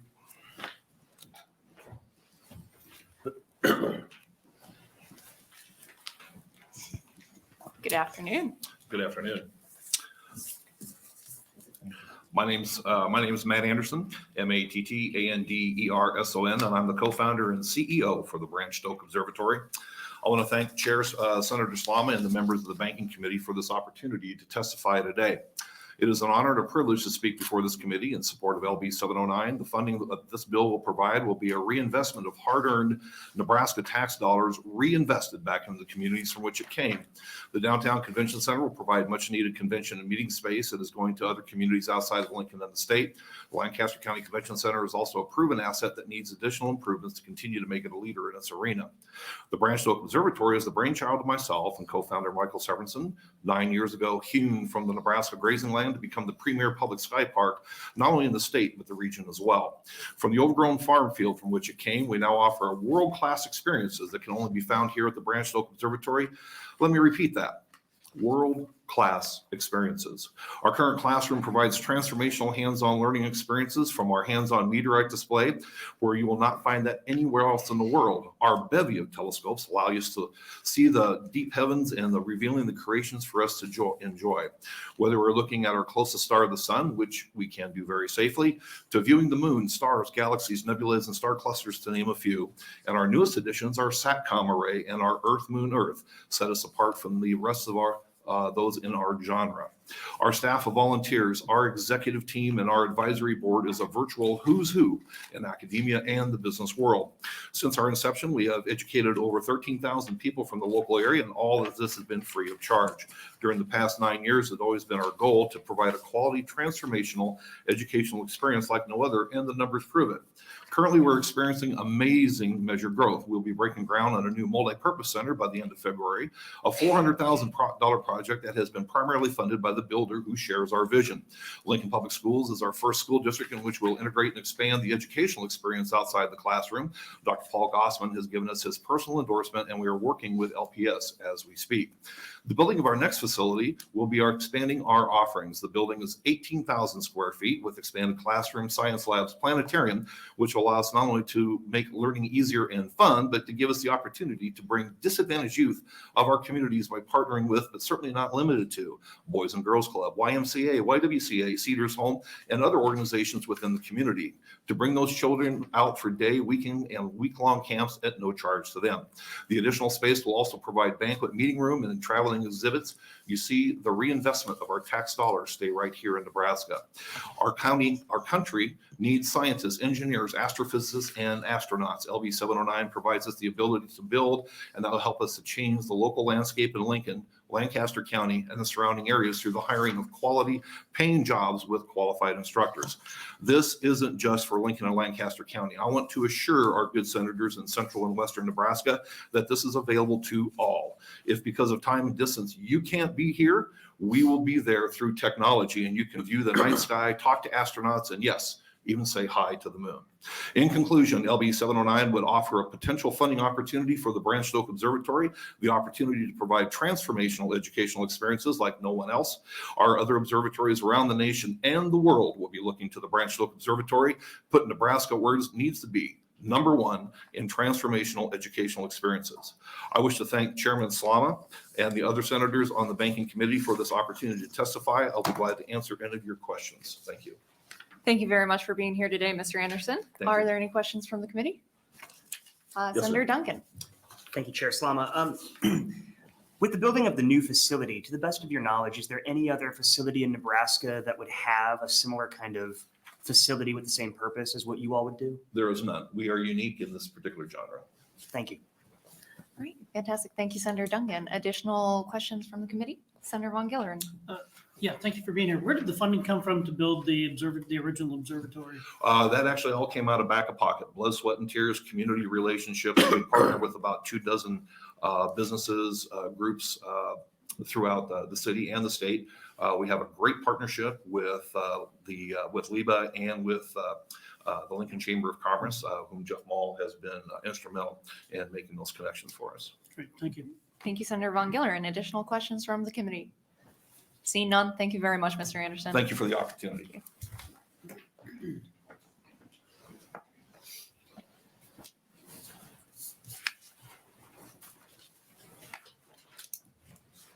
Good afternoon. Well, good afternoon. My name is Randall Bretz, RANDALLBRETZ, and I'm here in favor of LB 709. The two reports that we received that Senator Wishart mentioned give details about the need and the potential for the development and operation of Convention Center here in Lincoln. They offer technical and financial details. But I would like to take the time that I have before you this afternoon to talk to you about the people side of a convention center. Just as Senator McDonald said a little while ago, we don't have mountains, we don't have oceans, but we have great people.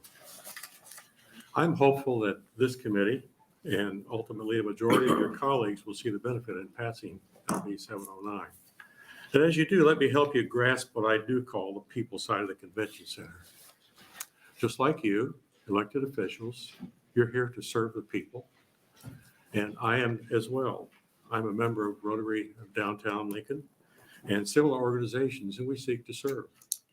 That's why we've invested time in dozens of meetings and events and some of our funds to promote this good cause. And just like you come together to bring about better things for the people of our state. Those of us in Rotary, in Visit Lincoln, the Downtown Lincoln Association, and so many more see the opportunity when we gather together to do good things for Nebraska, to hear new ideas, to discuss challenges that we face, work together to improve our businesses and our organizations and our clubs. And certainly, as you gather at the end of each day after the final gavel falls and you have a little fellowship, I see some wedding receptions. I see celebratory banquets. And I see just good times with fellow Nebraskans at a convention center here in Lincoln. Governor Pillen, in his State of the State address, talked a great deal about wanting to keep Nebraskans in Nebraska. He also talked about wanting to attract some back that have moved away. And he talked about inviting people from other states and indeed other countries to come here. You've heard it multiple times this afternoon. The people of this town, the people of this state are an attraction that we have.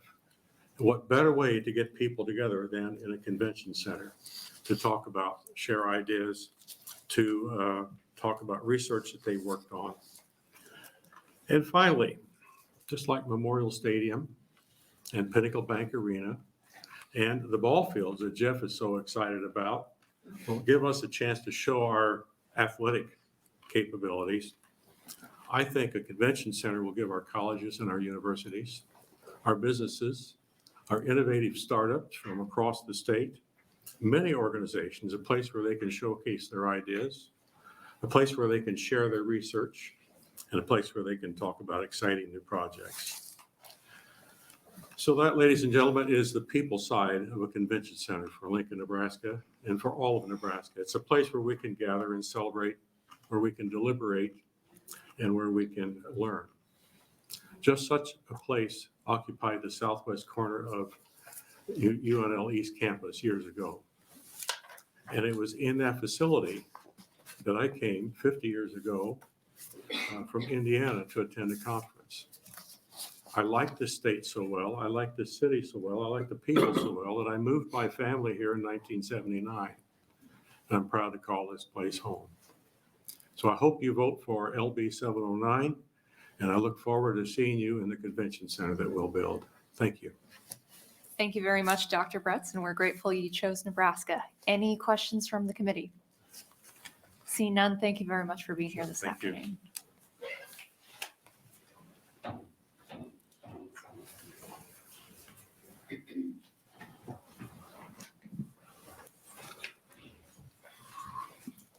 Good afternoon. Good afternoon, Senator Slama and members of the Banking, Commerce, and Insurance Committee. My name is Cindy Johnson. That's CindyJohnson.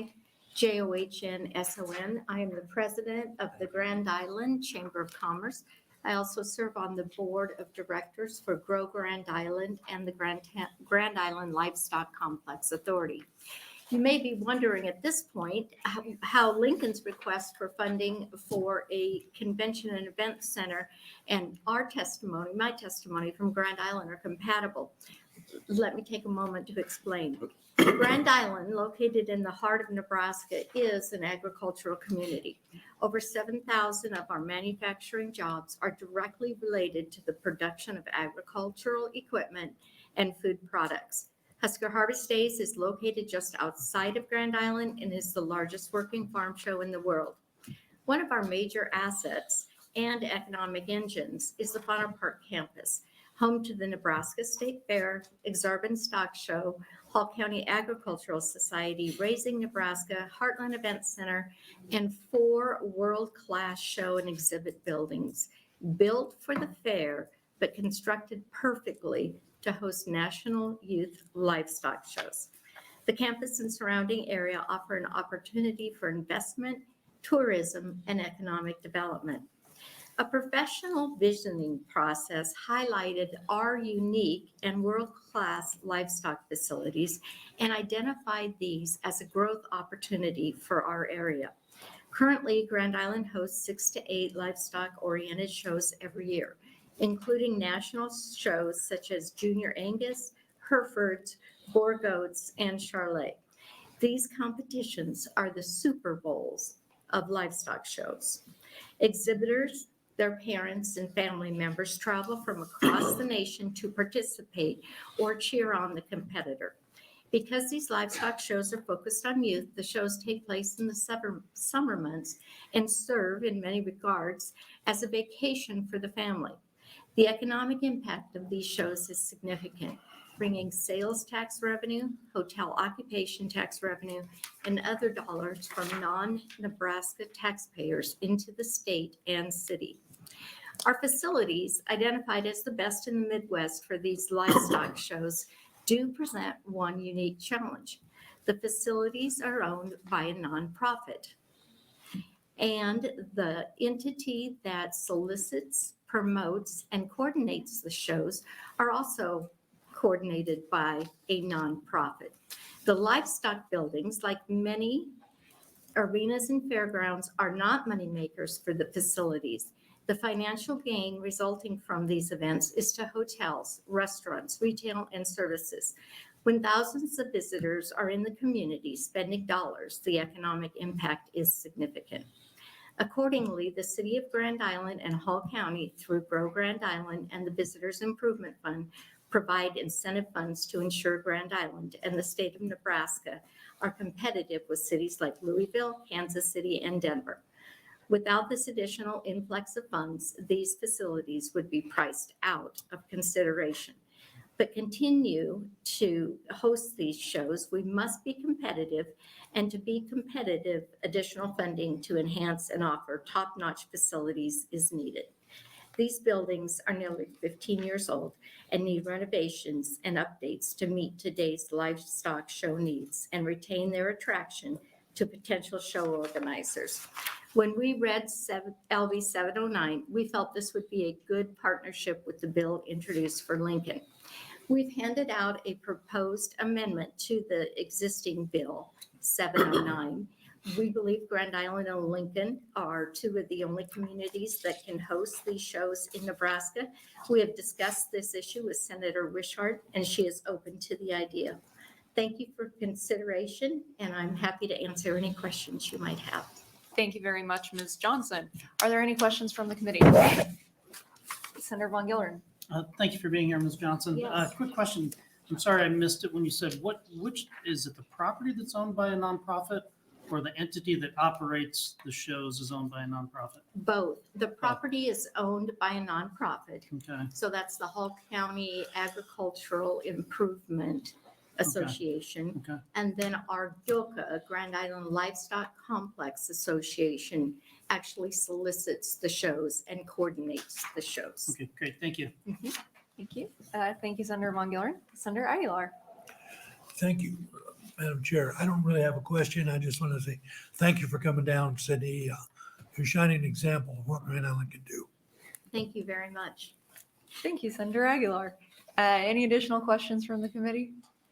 Seeing none, thank you very much for being here today, Ms. Johnson. Additional proponent testimony for LB 709. Seeing none, is there any opposition testimony to LB 709? Seeing none, is there anybody here to testify in the neutral position on LB 709? Seeing none, we'll welcome Senator Wishart up here to close. Before she waves, there are 4 letters for the record, all proponents of LB 709. Senator Wishart waives closing, which brings to a close our hearing on LB 709. We will now have, if Senator Walls is here, get prepped for our hearing on LB 515.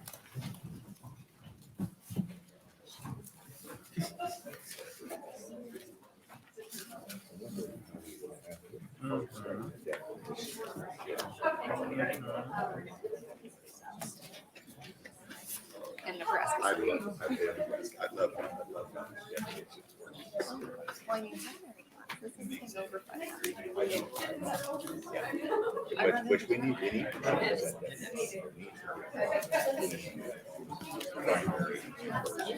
Yes. However, that's how, I mean, the closer, the more specific you get. Yes, ma'am. Hey. We'll wait just a second for the room to reset. Yes, Nice to take a break. She first.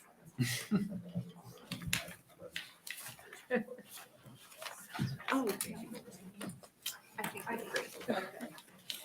Phew, I would have forgotten. Like I did today.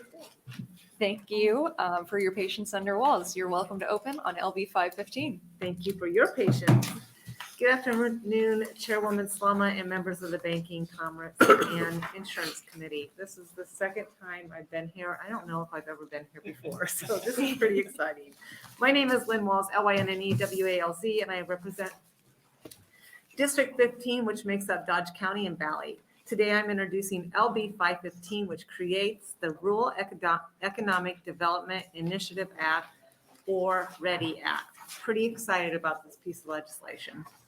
As many of you know, in 2021, the legislature held a special session for redistricting, as we all know. Through that special session, it was clear that overall the population of Nebraska is increasing, but most counties are losing population and moving to the eastern part of the state. I've handed out a map that shows the population changes from 2010 to 2020, and that indicates what we saw while we were here. You'll also see that down in the bottom left corner, this notes that 70 of our state's 93 counties lost population.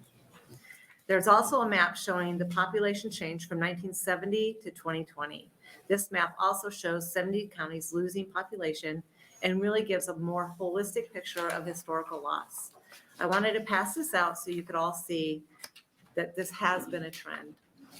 We as a state really need to be thinking innovatively about how we can approach rural needs versus urban needs, and economic development plays a huge role in this. I'll use every excuse I can to show off District 15, so I love to use Scribner as an example of how important economic development is. Scribner has their very own economic development director, Elizabeth Bala, who's funded through LB 840 or the Local Option Municipal Economic Development Act. Elizabeth submitted an online comment that goes into detail on how a boots on the ground approach can boost economic development. Because of the work she's done for the community, there's no open storefronts in town, and a couple stores have actually split space with other stores. For instance, the beauty salon now rents half of their store out to a coffee shop. They also have no open housing, and Elizabeth has been working tirelessly to bring developers to Scribner to build homes. Although many new housing options will be coming to the market, she's already has a wait list for the people who want to move to town. That's pretty exciting. This type of ingenuity and staff can really be what turns a small town around. However, many small towns only have a handful of people employed who don't have the time of day to think about how to grow their community. They're focusing more on day-to-day operations. That is why I'm introducing LB 515, the READY Act. Through discussions my office had with Megan Skiles at the Greater Fremont Economic Development Council, there's a desire for economic development groups to have a greater outreach into smaller towns. However, oftentimes they run into a lack of funding to hire an additional person. Megan actually came up with the idea for this bill, and we are just putting the pen to paper for her. Additionally, the Center for Rural Affairs really helped me expand on this. LB 515 provides a grant opportunity to an economic development nonprofit corporation that's operating within a county to hire up to one additional full-time employee for 5 years. We're requiring that they provide services to one or more cities of the second class or village. This bill is also left open-ended enough so that if there is no economic development nonprofit in a county, a regional nonprofit could step in and hire somebody for that county. The bill states that the individual hired must engage in 2 or more of the following activities: assisting in the creation of economic development planning, assisting in applying for grants, improving housing, marketing new development, assisting in workforce retention, advocating for small communities where businesses are looking to locate or relocate, and also providing information about state and national opportunities. The bill also lays out all the information that must be provided within an application to the Department of Economic Development to carry out this program. Part of what I really wanted to get through in this bill is that the economic development nonprofit needs to have a good working relationship with the county, which is addressed in the priority decision and the amendment that I'll be talking about. LB 515 also includes a reporting mechanism so this way the department can have a good idea of the amazing work that's being done by these hired individuals. Additionally, this bill asks that the status of the program be included in the annual report by the Department of the Legislature. We are also appropriating $15 million to carry out this program. The $15 million came from my office, and that was an estimated 50 counties that would take part in this program, hiring one person for 5 years. My office set a general estimate of a salary at $60,000 per year. However, I should also note that this bill is open-ended so that nonprofits can set the salary they believe is best for their area. Additionally, I see this as almost a pilot project, which is why we estimated 50 counties. If there ends up being a much higher demand for this act, then the legislature can appropriate more money as it sees fit. This brings me to the amendment that I handed out, and I am very sorry that I'm handing out another amendment. But first, it puts the appropriations into a cash fund, and that's where the dollars will sit until they run out. And a future legislature can decide if they will maintain and continue funding that program. Second, my office has been speaking with various economic development nonprofits from throughout the state, and they ask that part of the application process just reflect that partnership with the county. Finally, the amendment lifts a county that has a priority status from 50,000 to 55,000 population. We made that change so that Buffalo County will have a priority status because their population just made it over the threshold by 54 individuals. So we wanted to include Buffalo County. I want to emphasize that small towns are the backbone of our state. It's hard to be somebody from a small town or somebody that represents so many small towns to see the most recent census data and not be concerned about their future. Oftentimes, young people move from small towns, leaving behind a workforce that is aging and close to retirement. Economic development plays a massive role in individuals deciding where to live. If somebody from a bigger town or city is looking for a place to locate, they're going to lean toward a town like Scribner, where there are stores, restaurants, and new housing developments because they know that community is thriving. My goal is that each small town can hire their own Elizabeth, who understands and can utilize LB 840 to its fullest potential, helping small communities thrive. This bill is a small piece to the puzzle in addressing our state's shifting population, but I think it's an incredibly important one. With that, I'd be happy to answer any questions. Thank you, Senator Walls. Sure. Are there any questions from the committee? Senator Cal. Thank you. Hi, Senator Walls. One question, how many small towns would be affected by this? How many potential employees? I don't have really the answer for the small towns, but I can tell you 50 counties. would be Okay, so there are 50 counties that Yes. qualify? Yeah. Okay. Well, over 50 counties qualify. All but 4 counties qualify. Thank you, Senator Cal. Senator Jacobson. Oh, you're good. Additional questions? See none. Thank you very much, Senator Walls. Guys. We'll open it up for proponent testimony on LB 515. And if you are planning on being a proponent on this bill, this isn't church. We invite you to come up to the front row.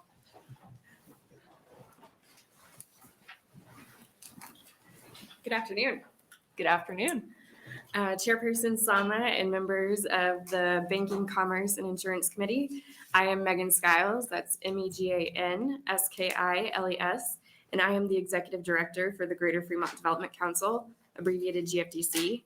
I am also testifying today on behalf of the Nebraska City Area Economic Development Corporation, serving Otoe County, and Gateway Economic Development, serving Washington County. and the Greater Omaha Chamber Economic Development Partnership, and I am here to express our support for LB 515. If created, GFDC would apply and create a full-time position to focus on rural Dodge County using the Rural Economic Development Initiative Act Fund. I wanted to share a little bit about my organization's structure and mission as it sits today to illustrate the issue that this act would help to solve. We are a 501c6 nonprofit economic development corporation. Our service area is loosely defined as Greater Fremont, and we are funded by an investor base that is primarily made up of private investors, which are some of the larger employees in Fremont, as well as the City of Fremont, the Fremont Department of Utilities, and Dodge County. So the way that breaks down for us is that over 90% of our funding comes from within Fremont. Many of the smaller communities in Dodge County do not have the funds or larger employers to help fund our work. Including myself, we only have 3 full-time employees that are responsible for housing initiatives, site development, business attraction, workforce development, small business resources, business retention, and expansion. We do our best to consult for the smaller communities in Dodge County. However, we have a full workload and our funding sources primarily come from Fremont addresses. Surrounding communities such as North Bend, Hooper, and Dodge have economic development efforts primarily led by volunteer groups who are passionate about their communities and with the help of a staff member dedicated to assisting their efforts could take their initiatives to the next level. If passed, this bill would allow GFDC to create a position focused on serving the cities of the second class and villages in Dodge County and preserve some of Nebraska's many small towns. To your question earlier, of the over 500 cities and villages in Nebraska, all but 36 of them have a population of under 5,000. Many communities of this size do not have a paid position dedicated to their growth and sustainability.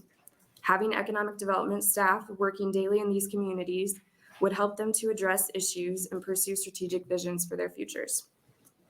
Additionally, over the past few sessions, there has been an unprecedented amount of funding available to Nebraska communities and many opportunities to tackle housing shortages, upgrade community amenities, expand and start small businesses, and upskill our workforce.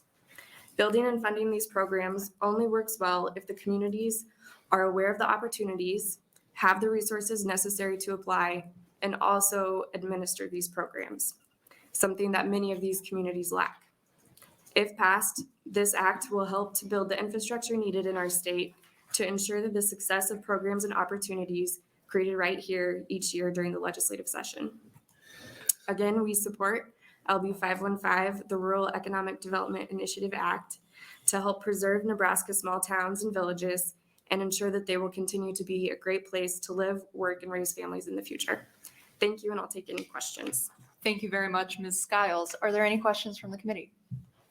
Seeing none, thank you very much for being here.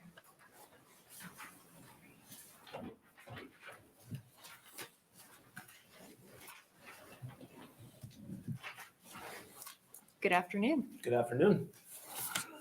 Chairwoman Slama and members of the Banking Committee. My name is Andrew Dunkley, Andrew Dunkley. I am with the Nebraska Farm Bureau. And I am here today on behalf of the Farm Bureau, but specifically a member of ours from Loup County up in Taylor. Her name is Jolene Dunbar, and she wrote the letter that is being handed out to you now. Of course, Taylor's a ways away, and they've been having way more snow than we have, so she can make the drive. But I wanted to outline a couple things in this letter in support of LB 515. I first spoke with Jolene at an annual meeting up, Luke Garfield County Farm Bureau annual meeting last September.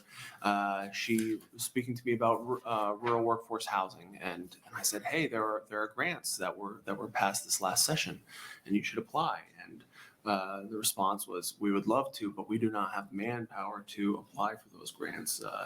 And Jolene and her and others that are involved in the community are spread very thin. And so we saw this bill and we reached out to Senator Wall's office and saw an opportunity there. So I want to read this portion from the letter. An economic director would help the Loup County commissioners, the village of Taylor, Loup County Public School, business owners, farmers, ranchers, and volunteers navigate grant and government programs. Often a grant or rural development program is found to help remedy issues, but the same people are on multiple boards within the county and are stretched thin with time and energy to apply or direct such projects. This bill would grant them the opportunity to open a position to fill that need for the entire area. After personally talking to Loup County residents about, and this is Jolene speaking, Loup County residents about this bill prior to writing this letter, I found that there are at least 3 grant opportunities for our area currently not being applied for because no one had the time, energy, or knowledge to follow through with them. So this would be very valuable.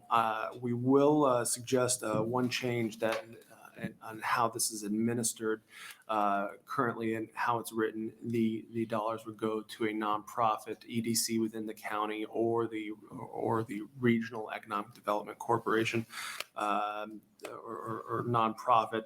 We would suggest that you consider the funding flow through individual counties for those that do not have a nonprofit EDC. There are many counties like Luke Garfield in the western part of the state, especially that don't have those available. But with that, I'll shut up and answer any questions you may have. Thank you very much, Mr. Dunkley. Are there any questions from the committee? Yes, Senator Dungan. Thank you, Chair Slama. So can you speak a little bit more about that proposed change, or I guess the change that you strongly encourage? Can you go into a little bit more detail about why you would want to see that or what that exactly means? Yeah, and in speaking with the senator's office, I understand the bill is currently written to where grant dollars would flow through a nonprofit EDC.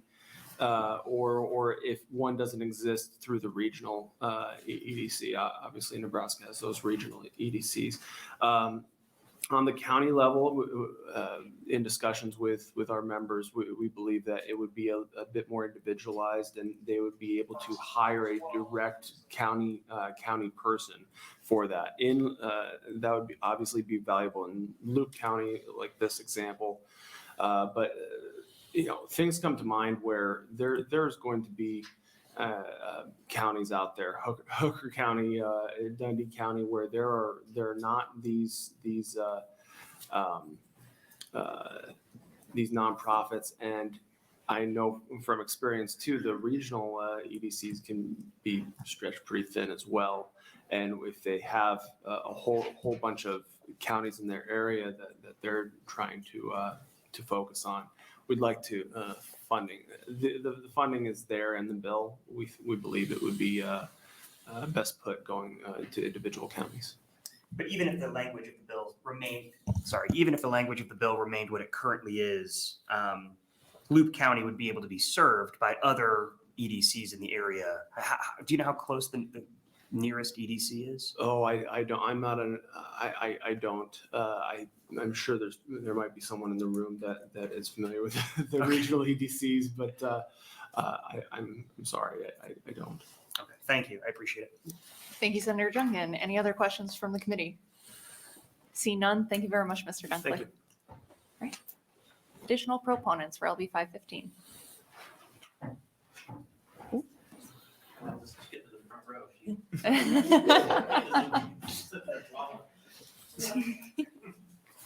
Hello. Good afternoon. Excuse me. My name is Rebecca Johnson, and that is spelled REBECCAJOHNSON. Good afternoon, Senators, Senator Slama. I am a lifelong resident of Nemaha County in Legislative District Number 1, and I serve as the Director of Rural Partnerships at BCOM, a digital agency with offices in Auburn and Lincoln. I'm here to testify in favor of LB 515 because for the past 3 years in my role, I have seen firsthand the great capacity gap we need to fill in economic development for our rural communities. In 2020, BCOM created what would become the Rural Impact Fellowship to address this capacity directly. We partnered with the National Service Organization Lead for America to place AmeriCorps Fellows across our great state specifically to work in communities in economic development.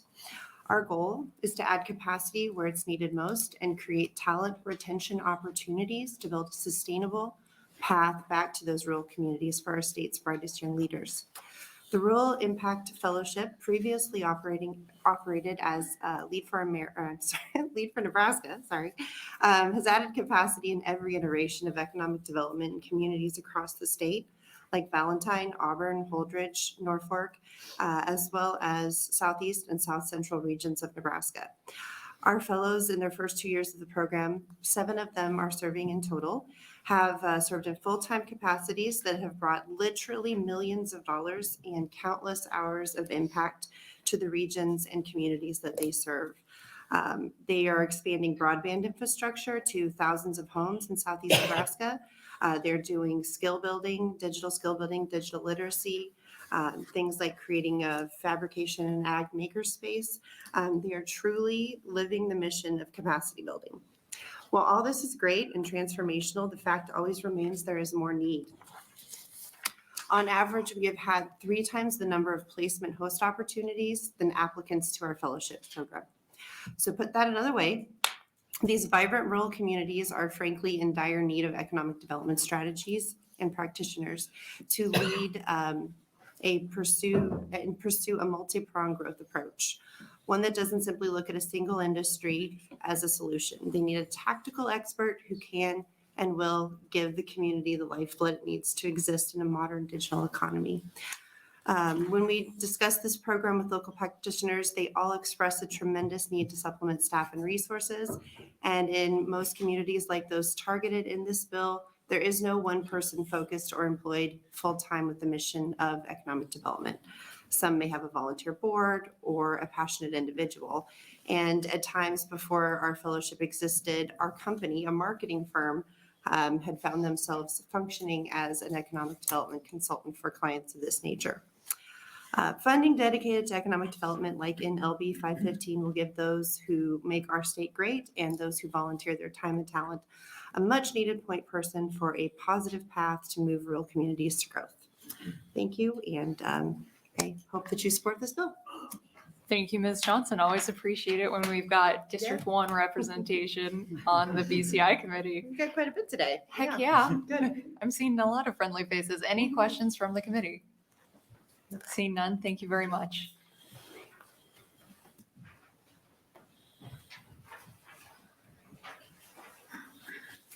Good afternoon, Ms. Dunican. Good afternoon.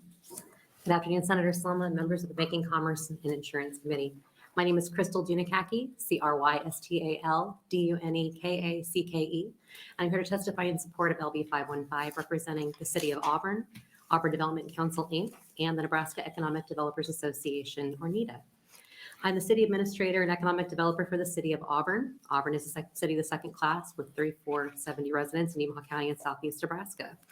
In my current role for the City of Auburn, my position is only partially focused on economic development in addition to my duties as a City Administrator, therefore making me the only paid economic developer in Nemaha County. Nemaha County is home to over 7,000 people, including 2 cities in second class, Auburn and Peru, and 6 villages. Located along Highway 75 and near I-29, Auburn's location is advantageous to the manufacturing facilities in our community. Peru State College and NPPD's Cooper Nuclear Station are also located in Nemaha County. The village of Brownville, with its unique history and cultural heritage, make Nemaha County a regional tourist destination. These factors, combined with a high-quality education provided by Auburn Public Schools and excellent healthcare provided by Nemaha County Hospital, make Nemaha County a great place to start a business and raise a family. Even with these resources, economic development is tough for Auburn and Nemaha County.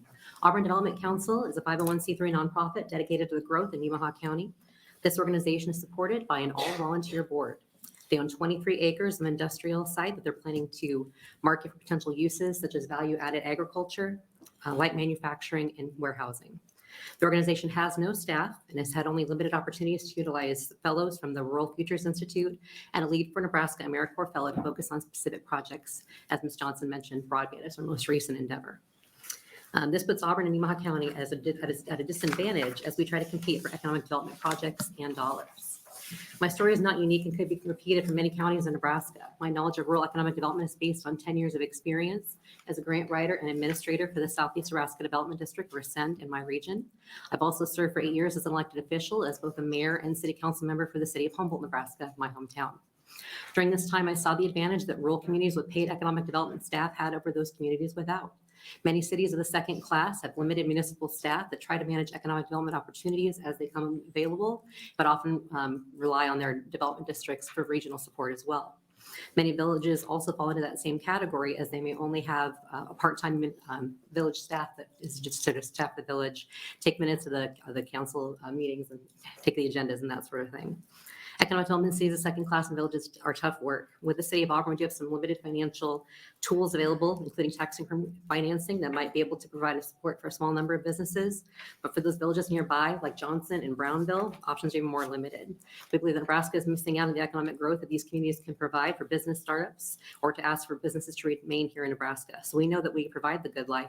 We'd like to have the resources to be able to share that story with potential businesses and their employees, that Nebraska is a great place to invest. Thank you. Thank you very much, Ms. Dunakaki. Are there any questions from the committee? Seeing none, thank you so much for being here and for your work for Auburn. Thanks, Appreciate it.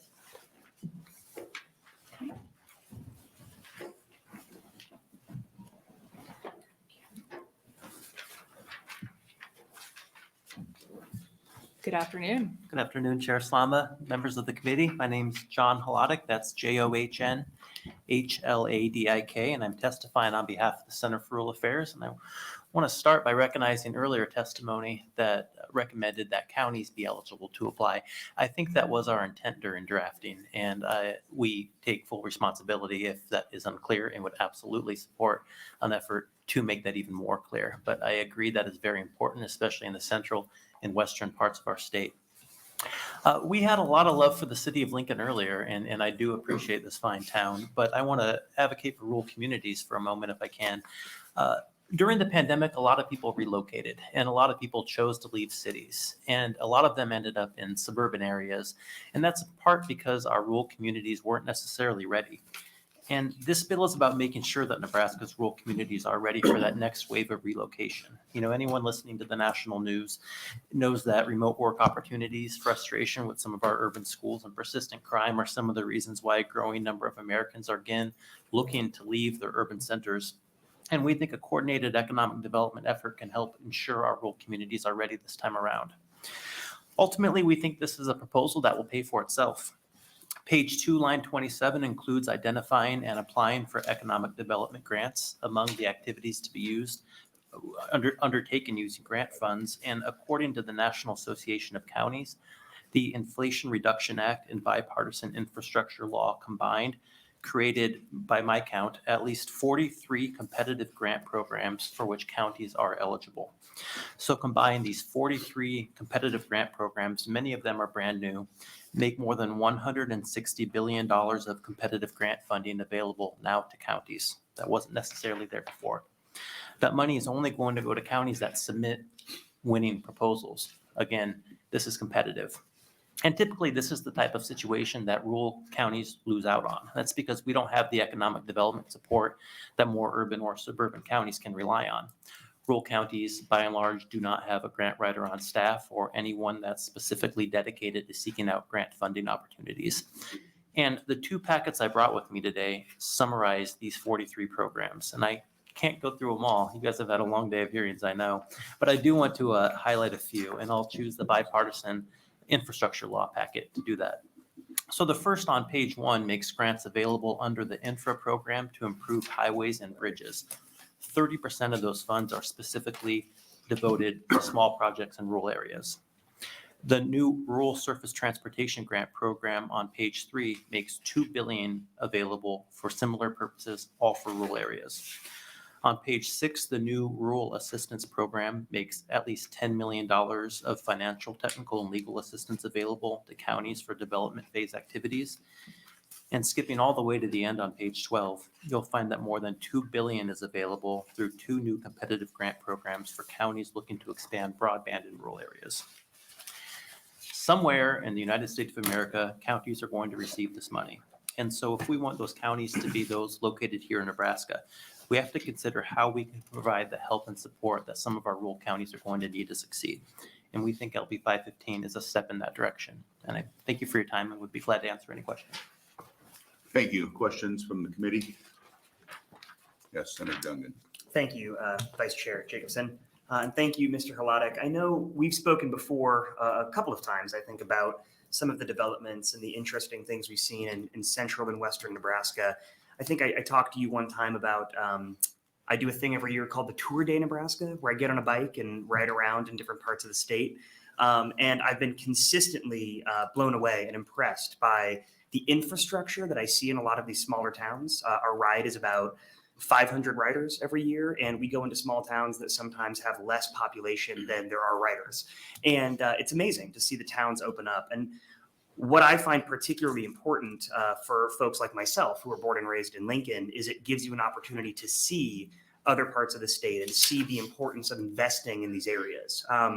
One town that sticks out in my mind on a regular basis is Ord, Nebraska. We've gone through Ord 2 or 3 times, maybe in the 6 or 7 years that I've been doing this. And I'm often struck by not just the restaurants that have popped up there, but there's breweries. There's I think also a theater called the Golden Husk, I think is out there. So they've started to develop this cultural district essentially. So I've seen examples of that. Can you point to, or do you have any other examples just in your experience of more rural areas or counties that have benefited from grants like these before and what they've done with them and sort of the benefits they've seen to their local areas, both for the folks who live there, but also from a tourist perspective and bringing people from eastern Nebraska to those areas? Absolutely, and you're exactly right. The state is full of wonderful highlights that are such a treat to be able to witness. Broken Bow comes to mind, West Point comes to mind. The small city of Tacoma right now is undergoing a tremendous amount of rejuvenation, and it's just an absolute treat to see. And I think that the opportunity is just right around the corner for us. Again, this is the READY Act. We need to be ready for this. A lot of people were looking for new housing and it wasn't there. Part of this bill is to help prepare housing. A lot of people were looking for a place to start a new business in a rural area, but the internet connectivity wasn't there. This bill is to get that connectivity in place. We need to be ready for some of these opportunities to turn them into those great examples. And I really appreciate you pointing them out. Thank you. Further questions from the committee? All right, seeing none, thank you for testimony. Thank you, sir. Additional proponents?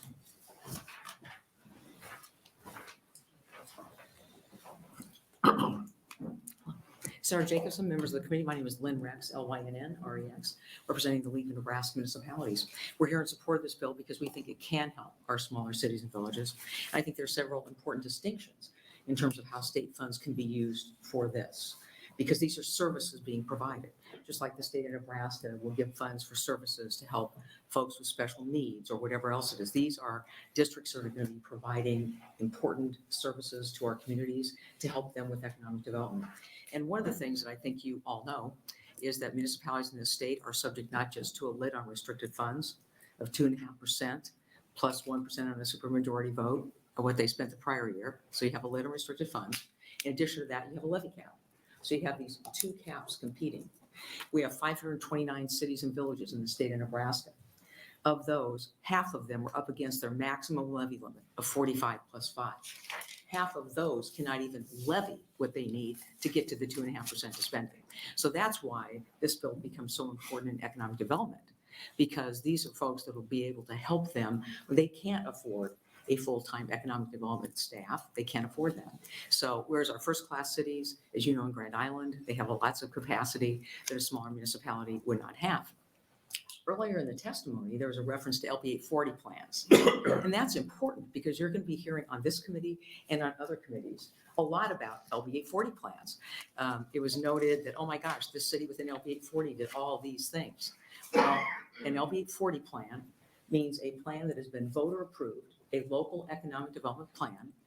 That was done back in 1990 when the voters in Nebraska approved LR 11CA, which is an exception to the prohibition against lending the credit of the state. That's why those municipalities that have adopted a LB 840 plan, they're able to do some really neat things. For example, you'll note in Blair, Nebraska, they've been able to do certain things for their businesses, up and down awnings, up and down their main street, things that they couldn't do because a city just can't use public funds. The state can't just use public funds for somebody else. I mean, you can do it to help them with services, but we can't buy that bank for you. We can't build that bank for you in North Platte. But there are things that can be done with an LB 840. So the state legislature has been very gracious in putting on the ballot what was LR 11CA. It's called LB 840 because that was Governor Ben Nelson's first economic development proposal, and the bill number is LB 840. So since that very time, since 1991, it's called LB 840 plans. So in any event, this bill is really important. It helps our smaller communities. Of the 529 cities and villages, you have 5 classes of municipalities, 5 forms of government. With respect to Lincoln, metropolitan primary class, Omaha, metropolitan class, 31 cities of the first class, population 5,000 and up. There are 380 villages. On paper, 100 to 800, but really a lot of them are below even 100. And everybody else is a city of the second class. So this bill will go a long way to provide assistance to them because they don't have the funds to have an economic development to provide those types of services. Because again, the focus being on services. That's what this will do. And we appreciate that. We appreciate Senator Walz introducing this bill. I'm happy to respond to any questions that you might have. Questions from the committee? Seeing none, thank you Thanks for very your much. Really testimony. appreciate your time today. For the proponents? For the proponents? Seeing none, anyone wishing to speak in opposition to this bill? Seeing none, anyone wishing to speak in a neutral capacity? All right, seeing none, Senator Walz, would you like to close? Aren't you guys excited? So I was raised in a small town. Actually, it was not even a small town. It was a village. It was a place called Fontenelle. It's kind of close to Nickerson. So I'm really passionate about preserving our small towns and our small villages. They're beautiful and they're full of history. So again, I'm really excited about the opportunity we have to put people in place to implement programs that will enhance economic development, enhance housing, healthcare, broadband, and more across our state. This, I believe, is a significant step toward just changing that population shift that's on the maps in front of you. So without taking any other questions. Thank you, Senator Walz. For questions for Senator Walz? Not, I just do want to thank you for bringing this bill and for bringing the map, I think. Yeah.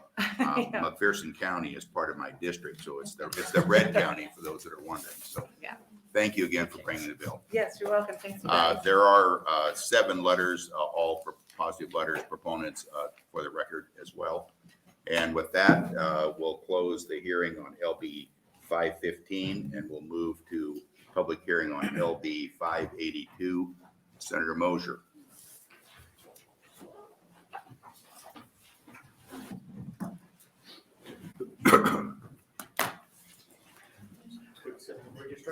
Welcome, Senator Mosier. Good afternoon.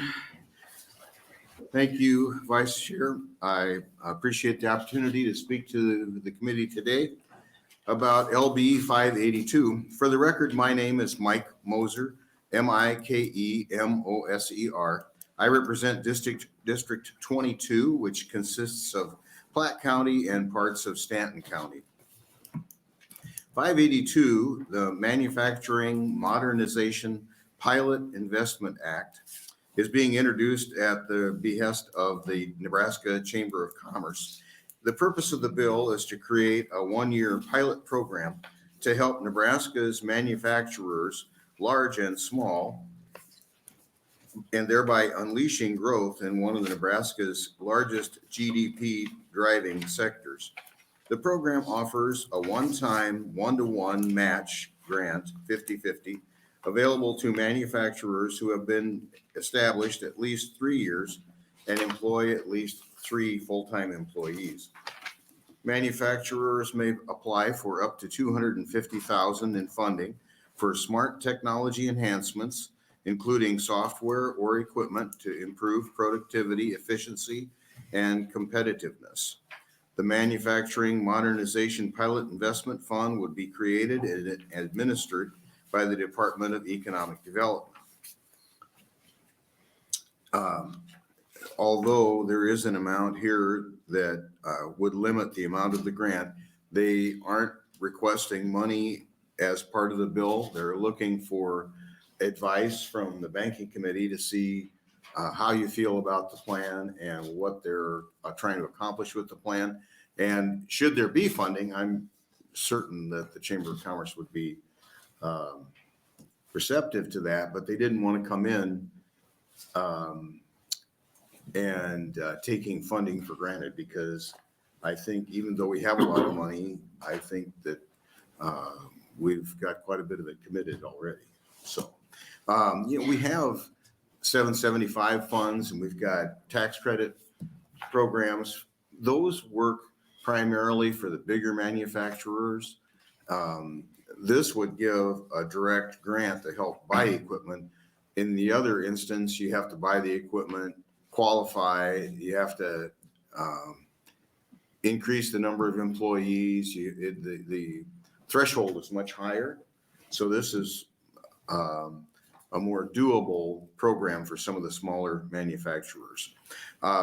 Michael John, the COO and Executive Vice President of the Nebraska Chamber of Commerce, will be following me, and he will be explaining how they developed the program, and I would be happy to answer any questions that I am able. Thank you, Senator Mosher. Are there any questions from the committee? Yes, Senator Von Gilleren. Yeah, Senator Mosher, if you can help me out, I'm just looking at the fiscal note. Looks like the fiscal note was only prepared to discuss the administration. As you mentioned, there were no funds being requested. So the note only addresses the administration should funds be allocated, correct? Right. Okay, thank you. Thank you, Senator Von Gilleren. Other committee questions? Seeing none, thank you very much, Senator Mosher. Well, aren't you guys sweet? I thought since it was me, I'd get all kinds of stuff. We're the friendly committee.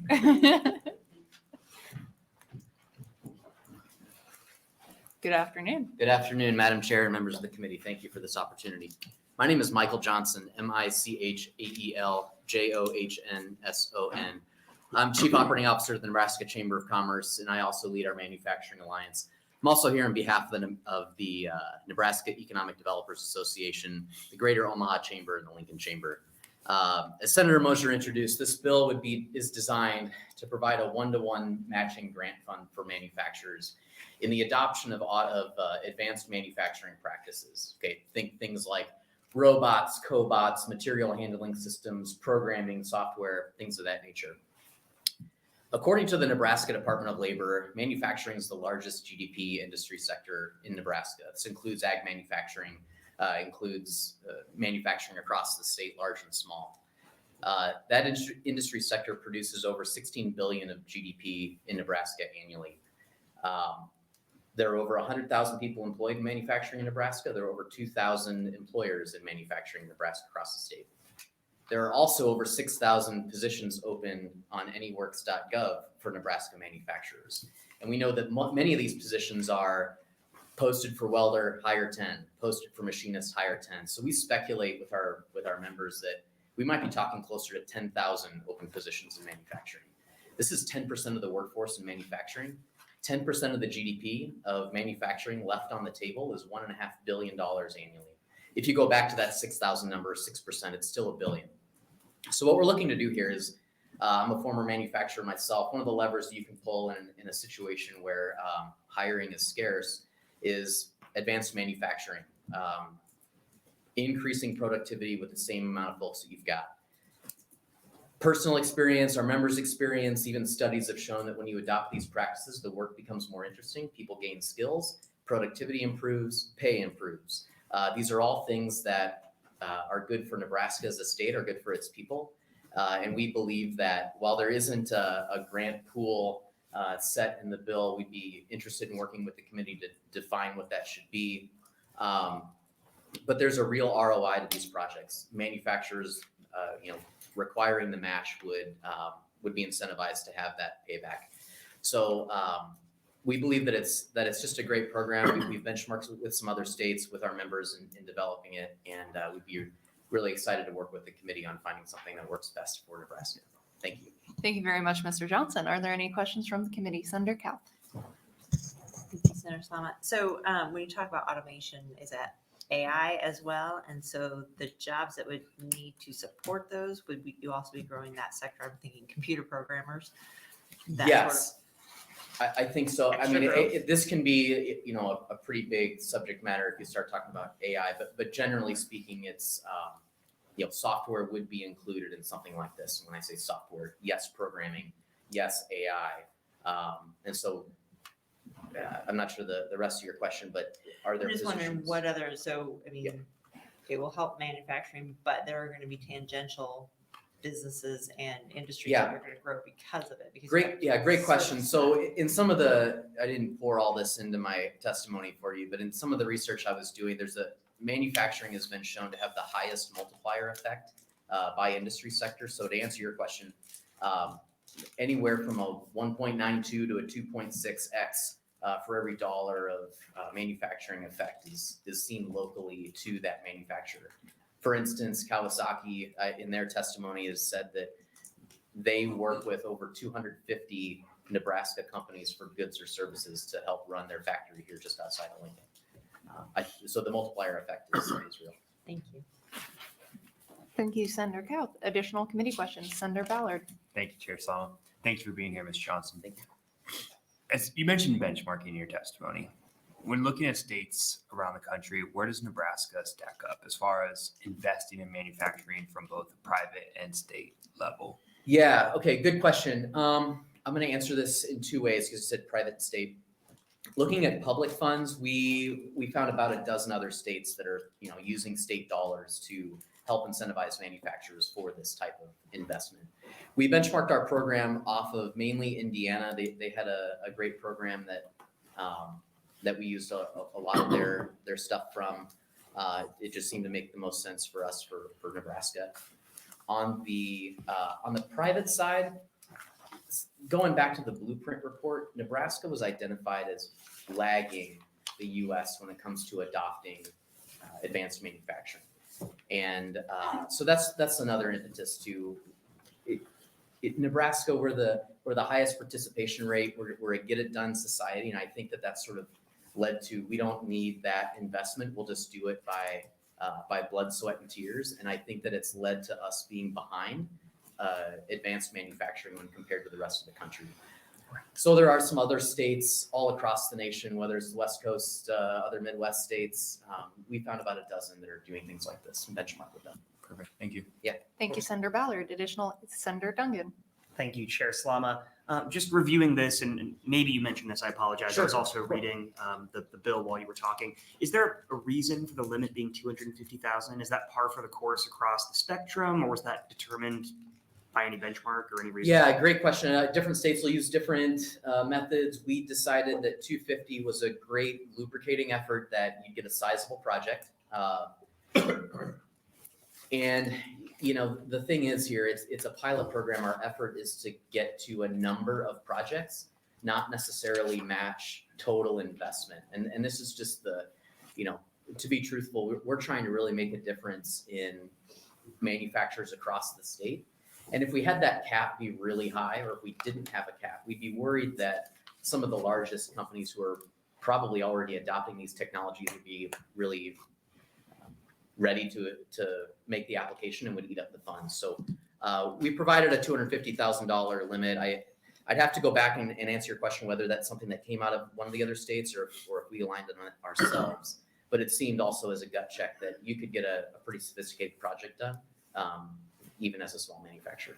And the 250,000, that's from the actual grant. That would be matched then by an additional 250,000. Yeah, so the minimum total project that would get the most state benefit would be a $500,000 project requiring half coming from private, half coming from the match program. Yeah. Got it. Thank you. Thank you, Senator Duncan. Additional committee questions? Seeing none, thank you, Mr. Johnson. Thank you. And I've got some materials that do lay out that Indiana program here. Thank you very much. Thank you.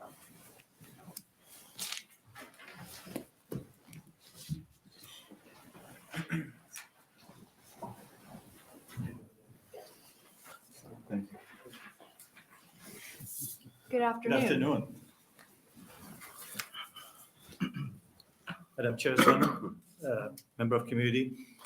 My name is Anwar Rida, ANWARRIDA. I'm the president of TMCO based in Lincoln. I'm here today on behalf of Nebraska Chamber of Commerce in support of LB 582. TMCO is a full-service contract metal manufacturing established in 1974, one-man operation.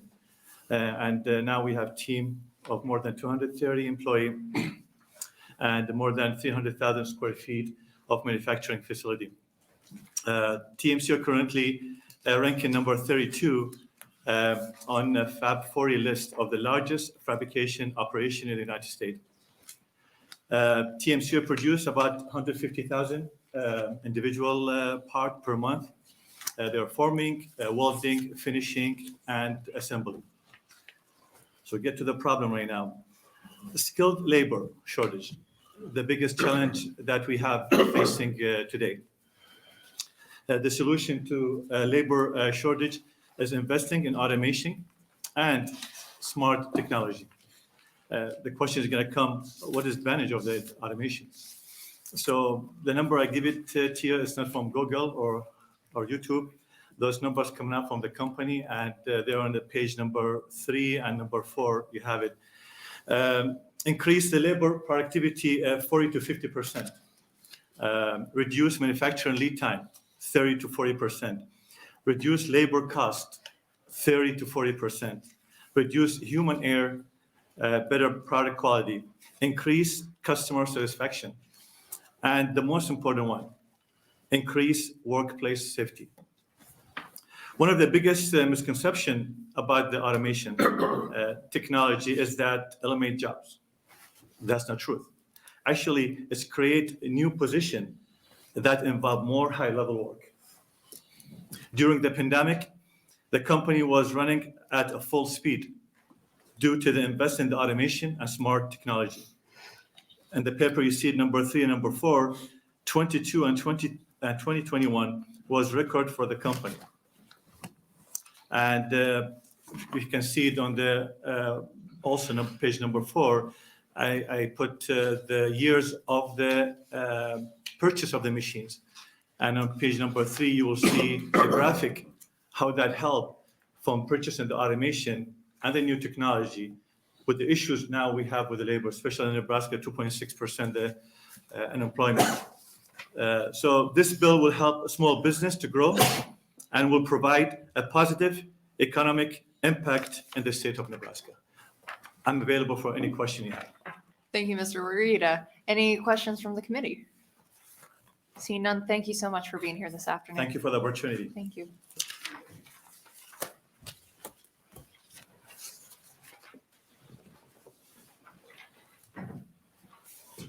Good afternoon. Good Chair afternoon. Slama, Senators, thank you for your time.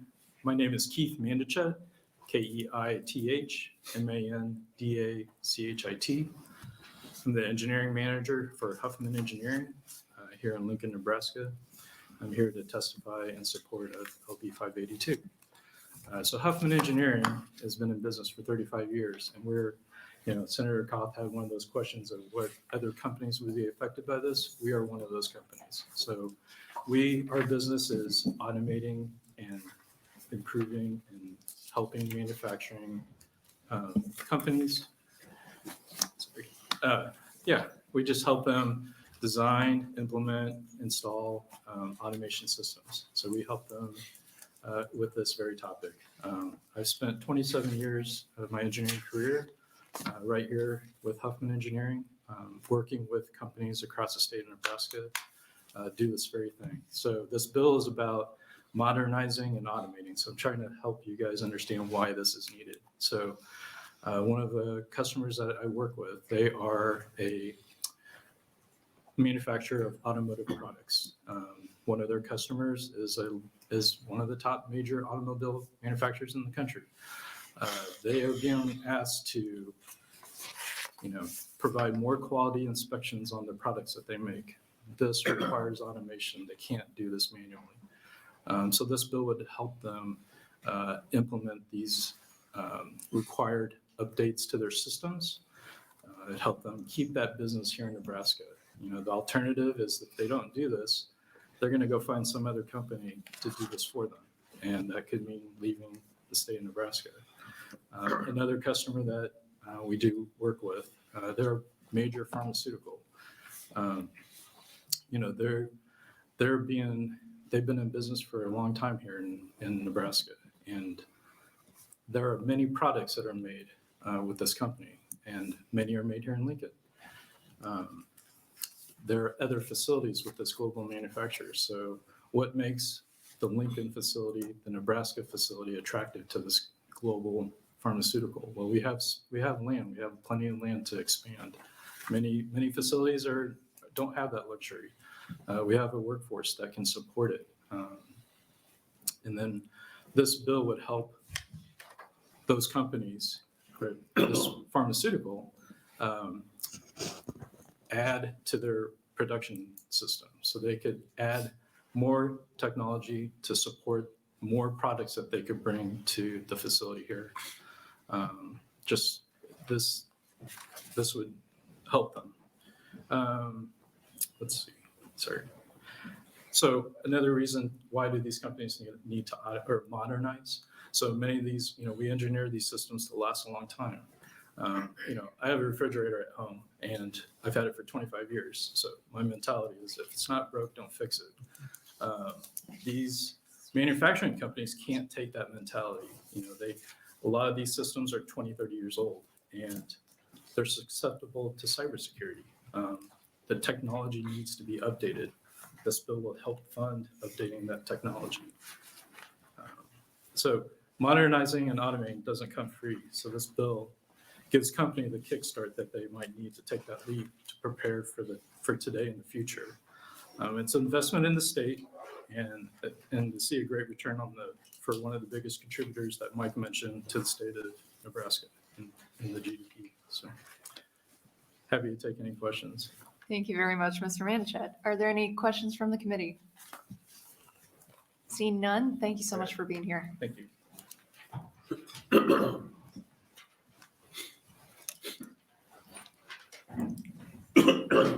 Good afternoon. Good afternoon. My name is Al Busboom, ALBUSBOOM.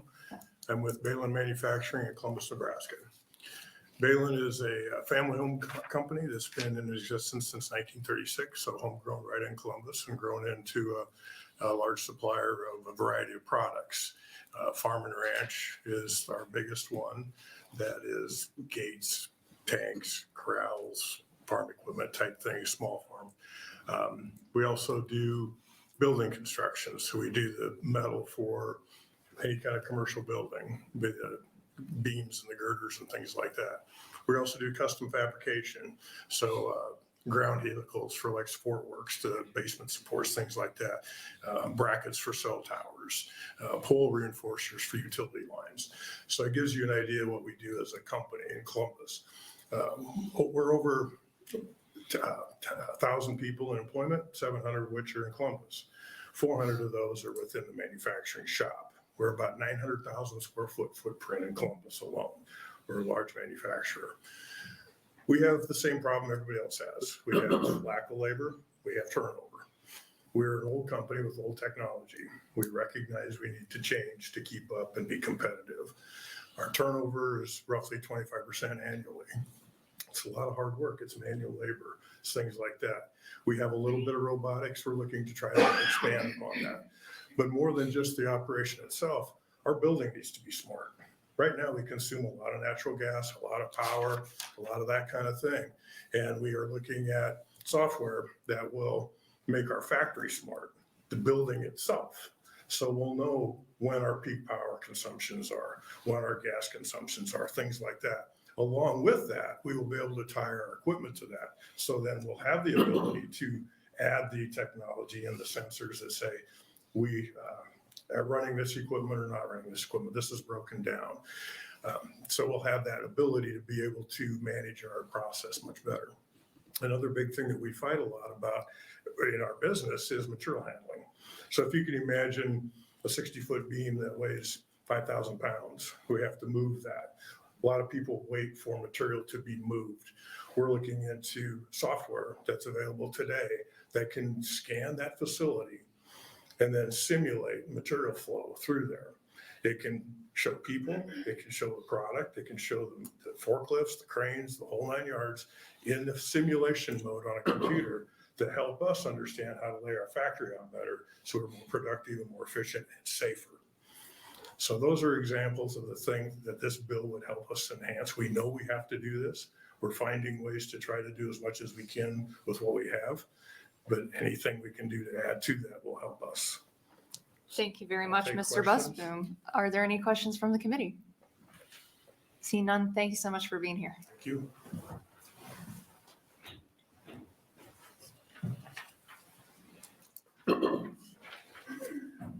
Good afternoon. Good afternoon. Chair Slama, members of the committee, for the record, my name is Jeff Morris, Jeffmmorris. I'm the Senior Director for State Government Relations for Schneider Electric North America. I'm going to start out talking about a little bit about Schneider here in the community. We have over 400 employees in Senator Bostar's district. We just celebrated 50 years. We're very excited about that landmark here. Recently, we've invested in 2020 about $20 million in expanding our workforce and onshoring more of our manufacturing into the United States. And I'm laying this out because we just announced recently we're going to be making another $46 million investment to automate the facility here in Lincoln, as well as our plant in Lexington, Kentucky, which is one of the 3 most automated and sustainable plants in the world, recognized by the World Economic Forum. I'm laying this groundwork because during the COVID crisis that happened, there was a lot more onshoring of workforce that was done during an exigent or an emergency situation.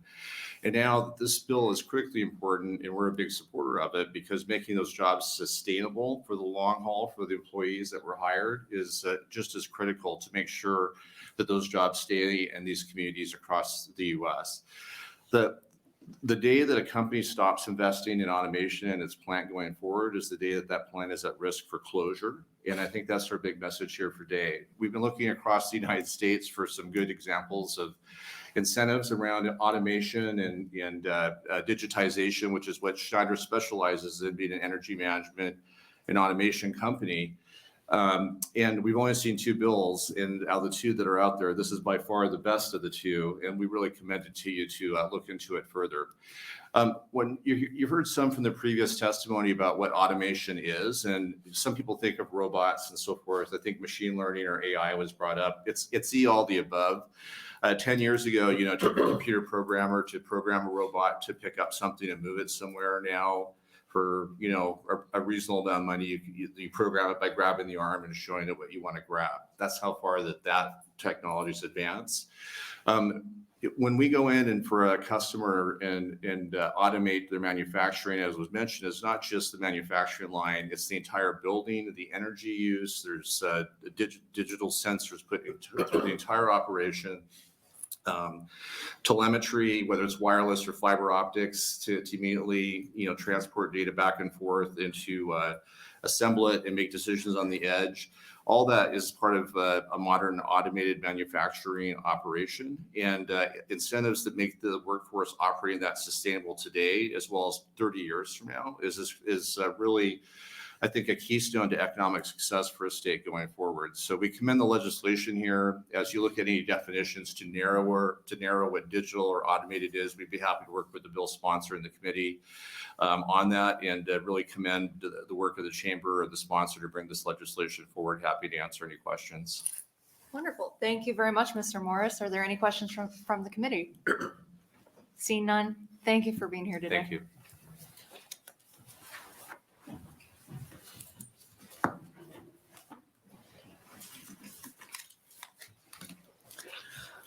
Good afternoon. Good afternoon, committee members, and thanks for the opportunity to speak on behalf of both myself and my manufacturing firm, which I'll give you a little bit of background on, but also on behalf of the State Chamber. I am a State Chamber board member and on the State Chamber's Manufacturing Council. My name is Nick Cusick, Nick Cusick.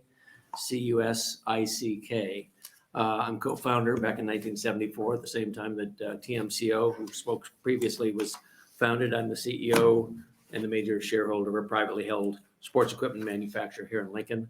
We employ currently about 100 staff members in a variety of skill sets. We'd probably be employing about 120 or 125, if indeed there were those people available. Thus, kind of my testimony today and in support of this bill. I founded, excuse me, we sell throughout the United States. We have about 750 dealers. We sell through dealers. We sell about 5% international sales. We have about 90% of our content is domestically sourced. All our manufacturing is in Lincoln. And certainly we prioritize buying Nebraska materials and components. You'd find our products in probably your hometown high school basketball gymnasium or on the soccer or football fields. You would find us if you watched the Nebraska Husker men's or women's basketball program. The portable basketball systems were made by Bison here in Lincoln. The Husker volleyball team plays on our carbon fiber volleyball poles. And 5 out of the 14 Big Ten basketball programs play on our equipment. And the reason I mentioned that, the other 9 are manufactured by a company called Spalding. I can only believe you've heard of Spalding. And sporting goods, you may or may not know, kind of as a side note, that Spalding Athletic is owned by Russell Athletic. Russell Athletic is owned by Fruit of the Loom. Fruit of the Loom is owned by Berkshire Hathaway, so I like to tell my friends that I compete directly with Mr. Buffett down the highway, which maybe is a little bit of a stretch.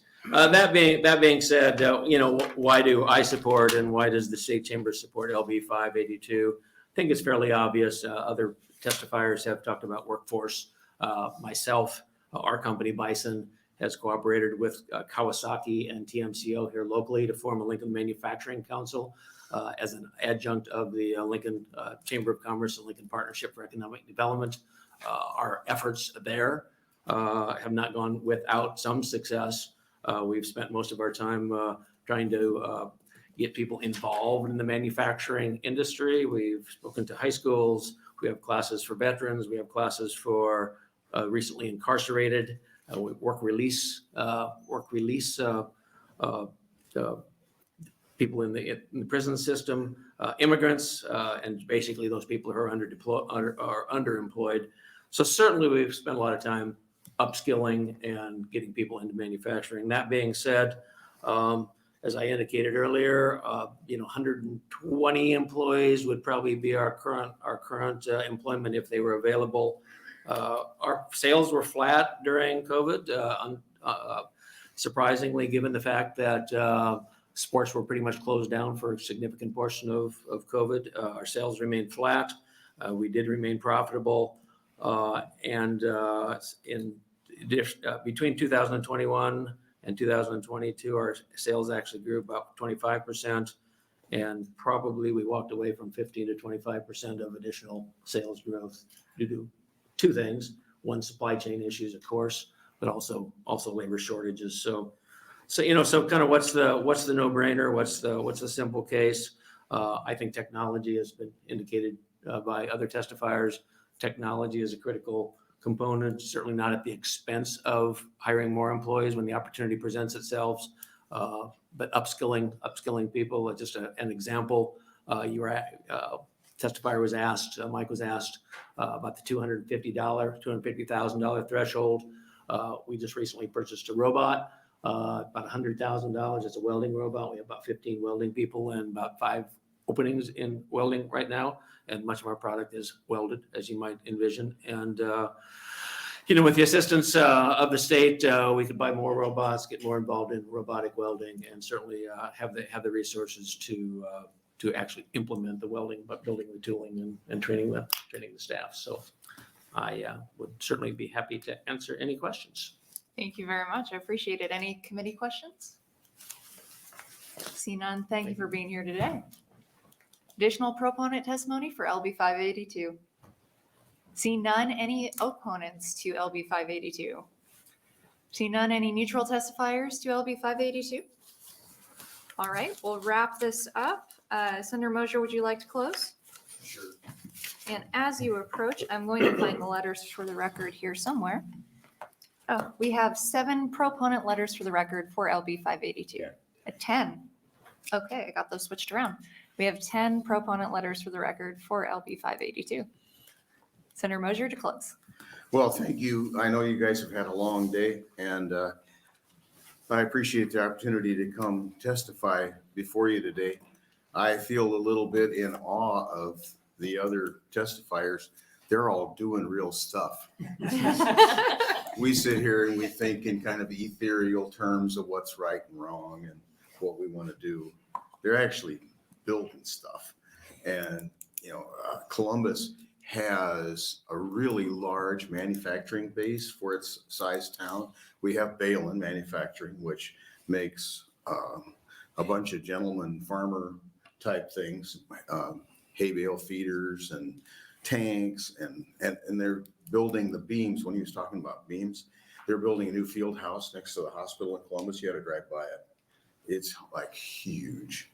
It's going to have, I think, multiple athletic fields within one building, clear span, huge beams. I don't know how large they are, but and Balin does have some innovative manufacturing processes. They've got a CNC